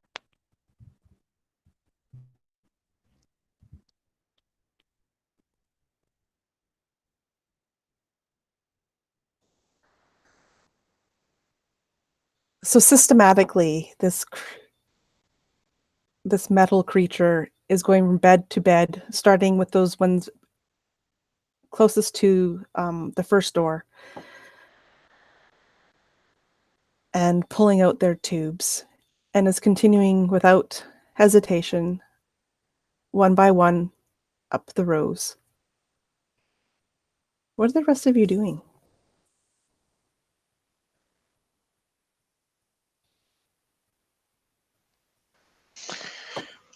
I'm waiting for when they come to the bed that has the one-eyed girl in it, and I watch that unfold in front of me.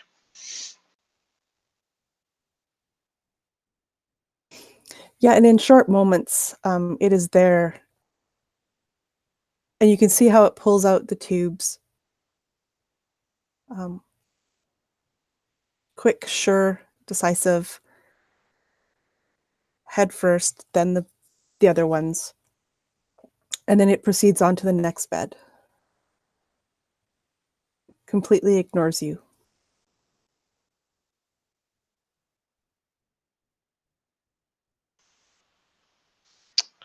And I look at the girl's vital signs, her heartbeat, her breathing. I want her to be alive and be well. But I'm scared and I have fear in my heart and in my eyes. How is she doing?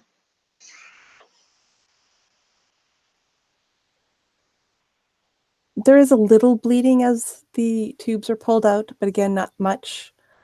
Her breathing still remains shallow like it was before. And I see just this general, not unease, but general, lack of goodness in her, and I will cast a cure wounds spell on her just to stymie that bleeding, to bring her back to full, or at least some kind of semblance of full. If you want me to roll, I can roll. Sure. That'll be 9 points of healing, Okay. as the smell of brine and salt washes over the room even further, as some strange healing mist pours into those small micro holes where the tubes were, and invigorate her. And Maul, it's about at this time when, as you're holding your daughter, you feel her move. And you may even see her eyelids flutter.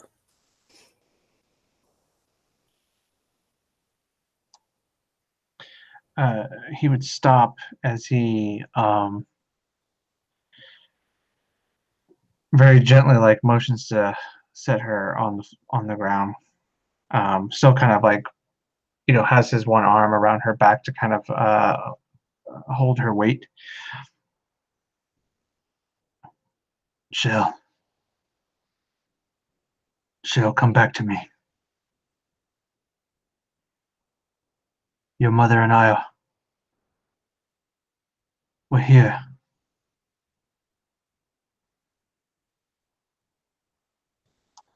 And her eyes open.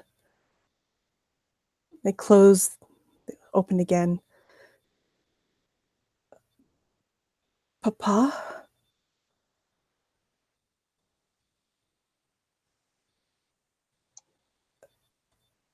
Where am I? You're safe. You came.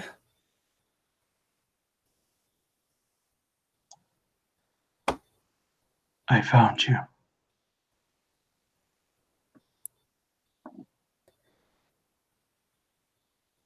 And your mother she's alive and well.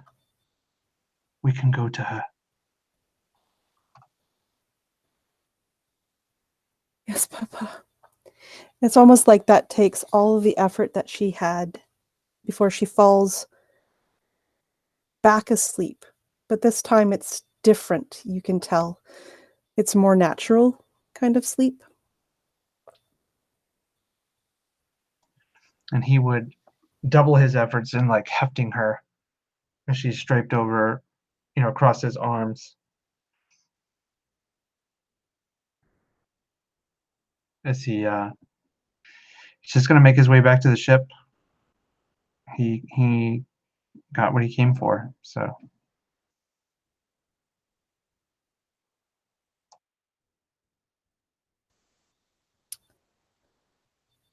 Ivelios, what are you doing throughout all of this?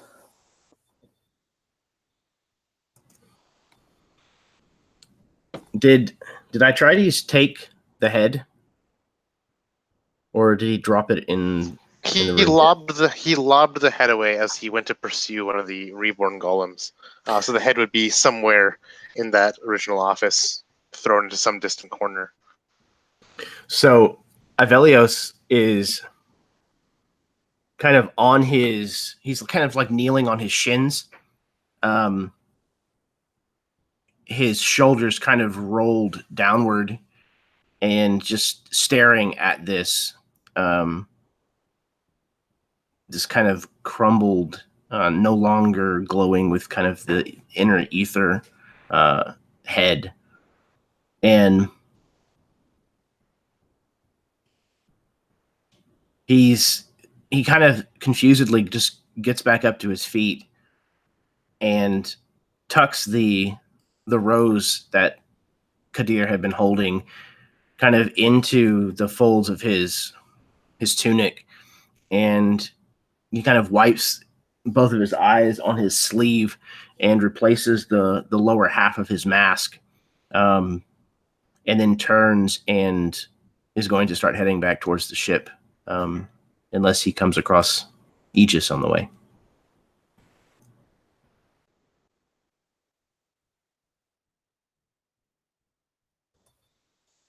So this metal being is still continuing up the rows, taking the tubes out of the women.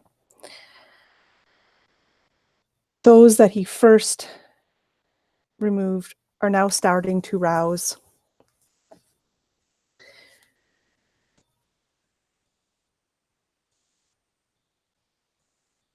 And starting to wake.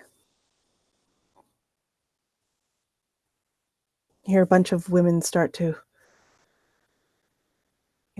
question, where are they?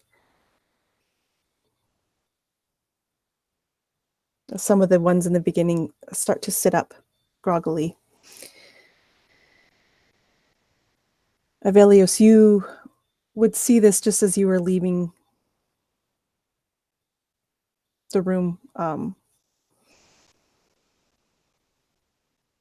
Dernan, what are you doing?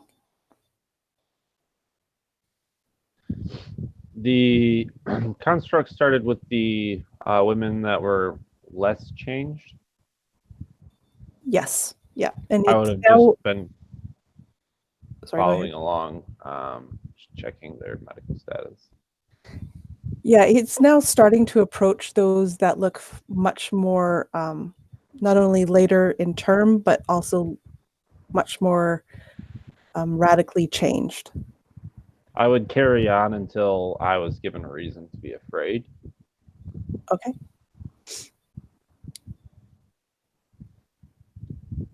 Avelios. Oh, sorry. Go ahead. Well, I guess question-wise, is there like any of the women rousing? Are they still cognitive, or are they more monstrous in behavior? No, they seem to be. They're groggy. They don't know where they are. They're kind of lost, if you will. But they're definitely still people. Sane. Yeah. Not murderous monsters and machinations of death. Okay. Yeah. They'd only been here for till probably, I mean, knowing where Marika's daughter was lying, Yeah. and that was what, 2-3 weeks ago, where she was in the room compared to some of those, they were later. So we're talking that some of these women had only been here for maybe a few days to 3 weeks. The construct is now starting to get to ones that are past that, and probably, well, you're not sure at this point because you don't have any reference, but could be months or. Okay. Yeah. I think as we start to move towards that end of the room, I think I'll be a little bit more cautious. So Itrides, the woman in your arm, well, I don't know if you picked her up or anything, but she starts to rouse as well. I'll call out to one of my whoever is nearby, or even anyone that can hear. Someone help me carry her. Avelios will stop in the doorway and will turn and go to help Itrides. And after we have her gently carried between the two of us, Atreides will actually whisper to you, out of earshot of the others. That man. He spoke of the Leviathan, rousing from some darkness. He was crazy. His brain was addled. I've seen it. I don't know what's going to happen. I don't know. We have to get to that ship fast. We have to bring her to safety. Very well. I don't know what will happen. And there's a kind of a weird note in his voice when he says that. When he says, I don't know what will happen, you get almost a sense that he's not talking about what will happen, to the world around us, or what will happen to the ship as we fly down. There's something weird and personal a personal note, a little flavor of this phrase that seems to suggest something else.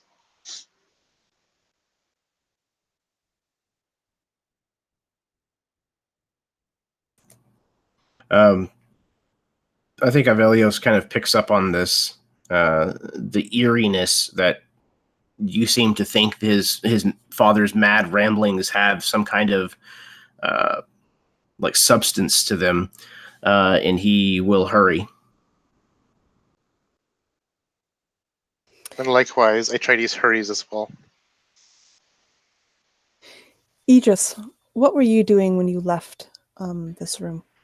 So, depending on how many constructs are left, Aegis is basically going to round up as many as possible. And she's going to give them a specific set of commands. The first one being she's going to, I guess, kind of divide. Well, first of all, how many does she find, roughly? You have to ballpark it. How long were you gone? Just a few minutes? Yeah, only because of what Durnan said, as far as that goes. Probably a good dozen to 2 dozen. Oh, wow. Okay. So, yeah. There's more, but it'll take time to get them all if you... But. Gotcha. So she will send 6 of them back down to the lab area, basically commanding them to basically do the same thing that she told the first one, except she will also stipulate that they need to stop the first one from awakening any of the women that are too far gone. And then she will also command them to start herding the women up towards the airship. And then the other half of the constructs that she finds, she will command them to basically go into the holding cell area where we saw the guards taking the 2 human women and the Bonekin woman that were on the airship. And she will basically have them go in there and, again, free all of the prisoners in there except for the ones that are too far gone. And she'll just sort of be, in this weird way, kind of supervising from like the kind of the door leading out of the main structure and leading out to the docks. I'm just sort of watching these reborn just kind of scurry around, ferrying these women to and fro.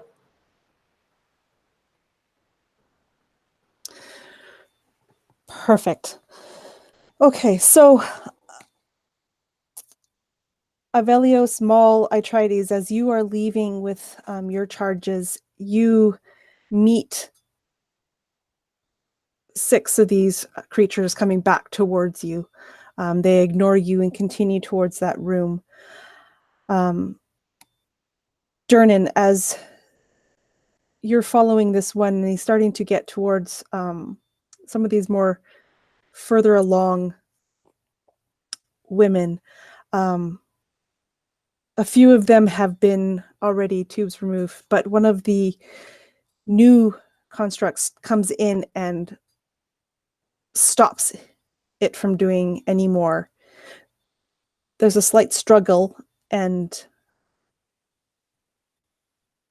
it's almost like some sort of information is passed in that process, and the one that was pulling the tubes suddenly stops doing whatever it was doing. Then the remaining are starting to pull these women from the room, hurting the ones that can walk and helping those that cannot as they head out the room. I think as we fast forward, as you guys are leaving and you head towards the ship, with all of these women in tow, you can hear screams from that holding cell area as it seems like men are fighting.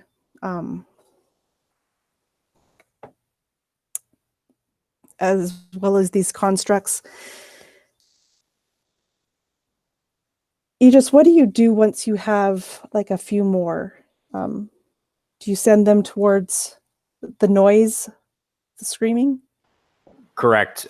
She would, and she would also kind of, as opposed to the others who I imagine are sort of moving in the direction of the airship, helping these women along, Aegis actually remains where she's at, just standing at the entrance to that tower. But yeah, she would definitely direct some more constructs down in that area to make sure that the liberation of the women that can be saved goes smoothly.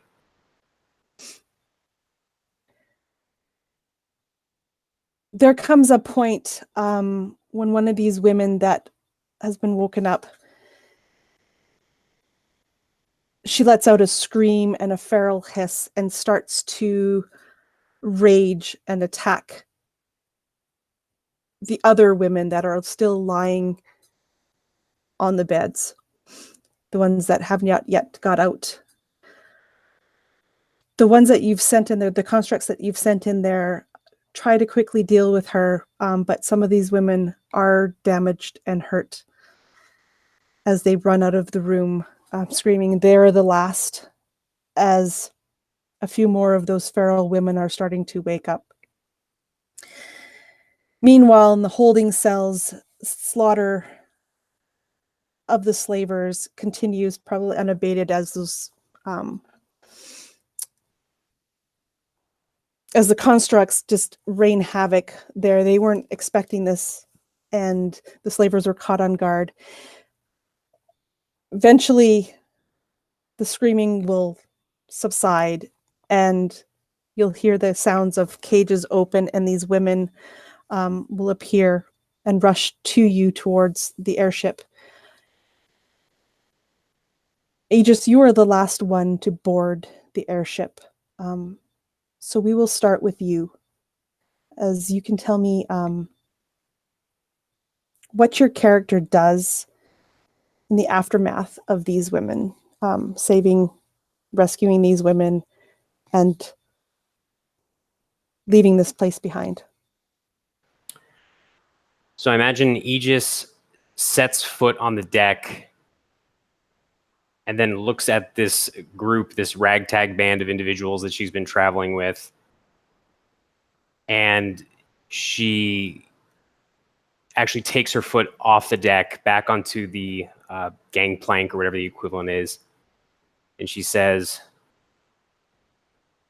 "I will not be going back with you. I'm going to stay." What? Why? Because I want to make sure that nobody else finds this place, that nobody else tries to do what Kadir did. Surely we can figure out a way to start some kind of reaction, some explosion with the ether that is pumping through this place, and no one has to stay. And she looks at you, Avelios, and very softly, it's strange because I almost imagine in that moment, instead of this kind of reedy, genderless voice, you almost hear just a little bit of an accent, like a little bit of an elvish accent. You were right. Me and my kind, we do not belong, Avelios. And besides, I have seen the kind of person you are, and I do not wish to see anymore. And Aegis will turn and walk off the ship down the gangplank, and then I imagine probably the last thing that you all hear her say to the gathered reborn around her is, "Go back into the lab and kill the ones that are left." And then she just walks into the structure, leaving you all behind.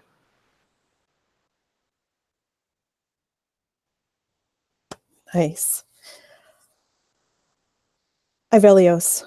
What does Ivelios do in the coming days? Where do we see him? I think Ivelios is uncharacteristically quiet and keeps to himself through most of the journey that they make back.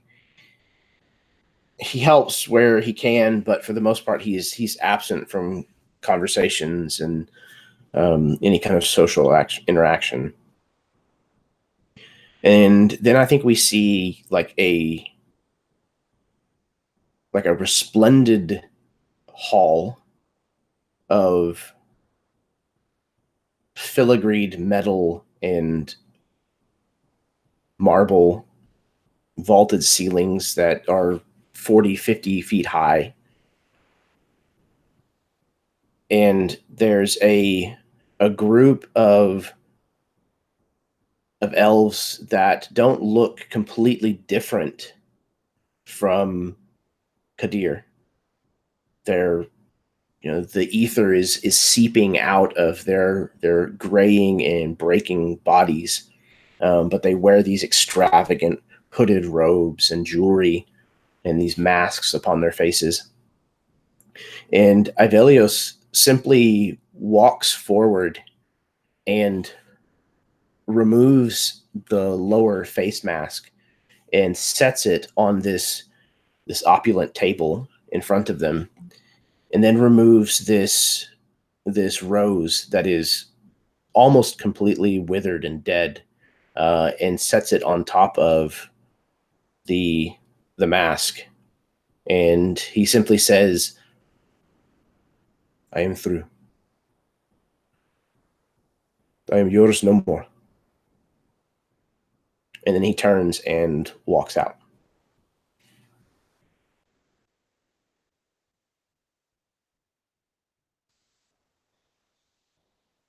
Durnan, on the way back, you see the journals that were taken from Frinromir's office way back. And thumbing through them, you see Mazeppa's name all over them and the dealings that that clan has had with Frinromir. What do we see in the future for Durnan? Maul, I don't mean to step on your toes any, but I almost feel like perhaps these journals lead me towards the inland, perhaps accompanying you. So I think perhaps we see Durnan splitting ways with Maul on a crossroads of flat land where I turn one way and walk, journal in hand, pursuing my next lead, 1 or 2 steps behind Mazeppa.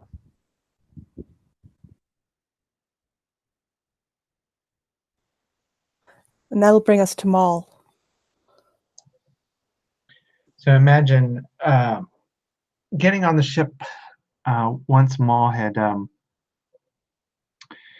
made sure that Shell was secured and everything in the car, and in the sleep quarters and whatnot. As the ship takes off, we would probably see his tribal pendant as he left it just on some sort of post or something that was on that island,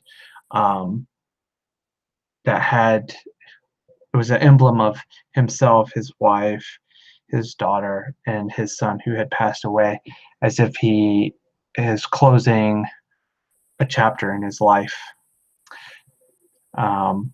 being that he got his family back and he was able to avenge what had happened to them. He is reunited with his wife and his daughter, and they spend some time with Durnan and the rest of the crew in that port town that they were in before making their way to this island. And then for a time, once Shell is able-bodied, at least to travel, is when the three of them and Durnan would make their way towards the inlands, where they would part ways, and Maul and his family would go and join with another Bonekin tribe to try and start anew.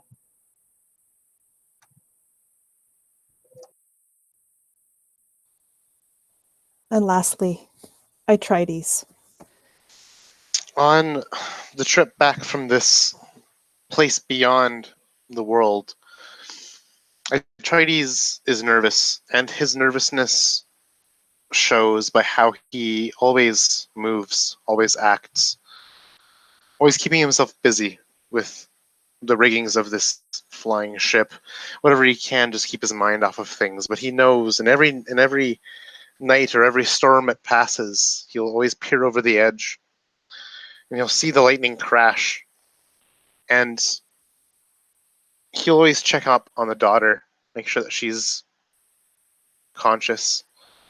But there's something tugging at Atrides, something long and dark. And Atrides' journey his journey ends back in that port town where he always worked his whole life. As he returns the daughter to his taskmaster, his boss, the vile woman who, in a fit of despair, requested him to find her. And it's a passing of another week, and storms continue to assault this place. It is not even the rain season, yet it storms day in and day out. He bids farewell to all of his companions as they pass through from this place to wherever their destinies lie. And as he stands out on the docks in this dark night, a crash of lightning happens, and something large is illuminated, a silhouette of some leviathan peering over the world's edge.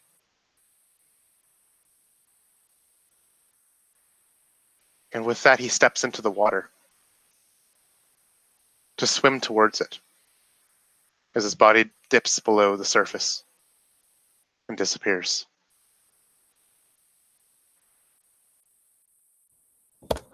Yeah. All right. Thank you guys. That was amazing. Yeah. You guys are awesome. Thank you so much for sticking with me and playing this. And I want to thank you, everybody who's out there watching. These guys are awesome. You should check out all their channels. Their information is down below. And we're going to call it a night. So thank you, everyone.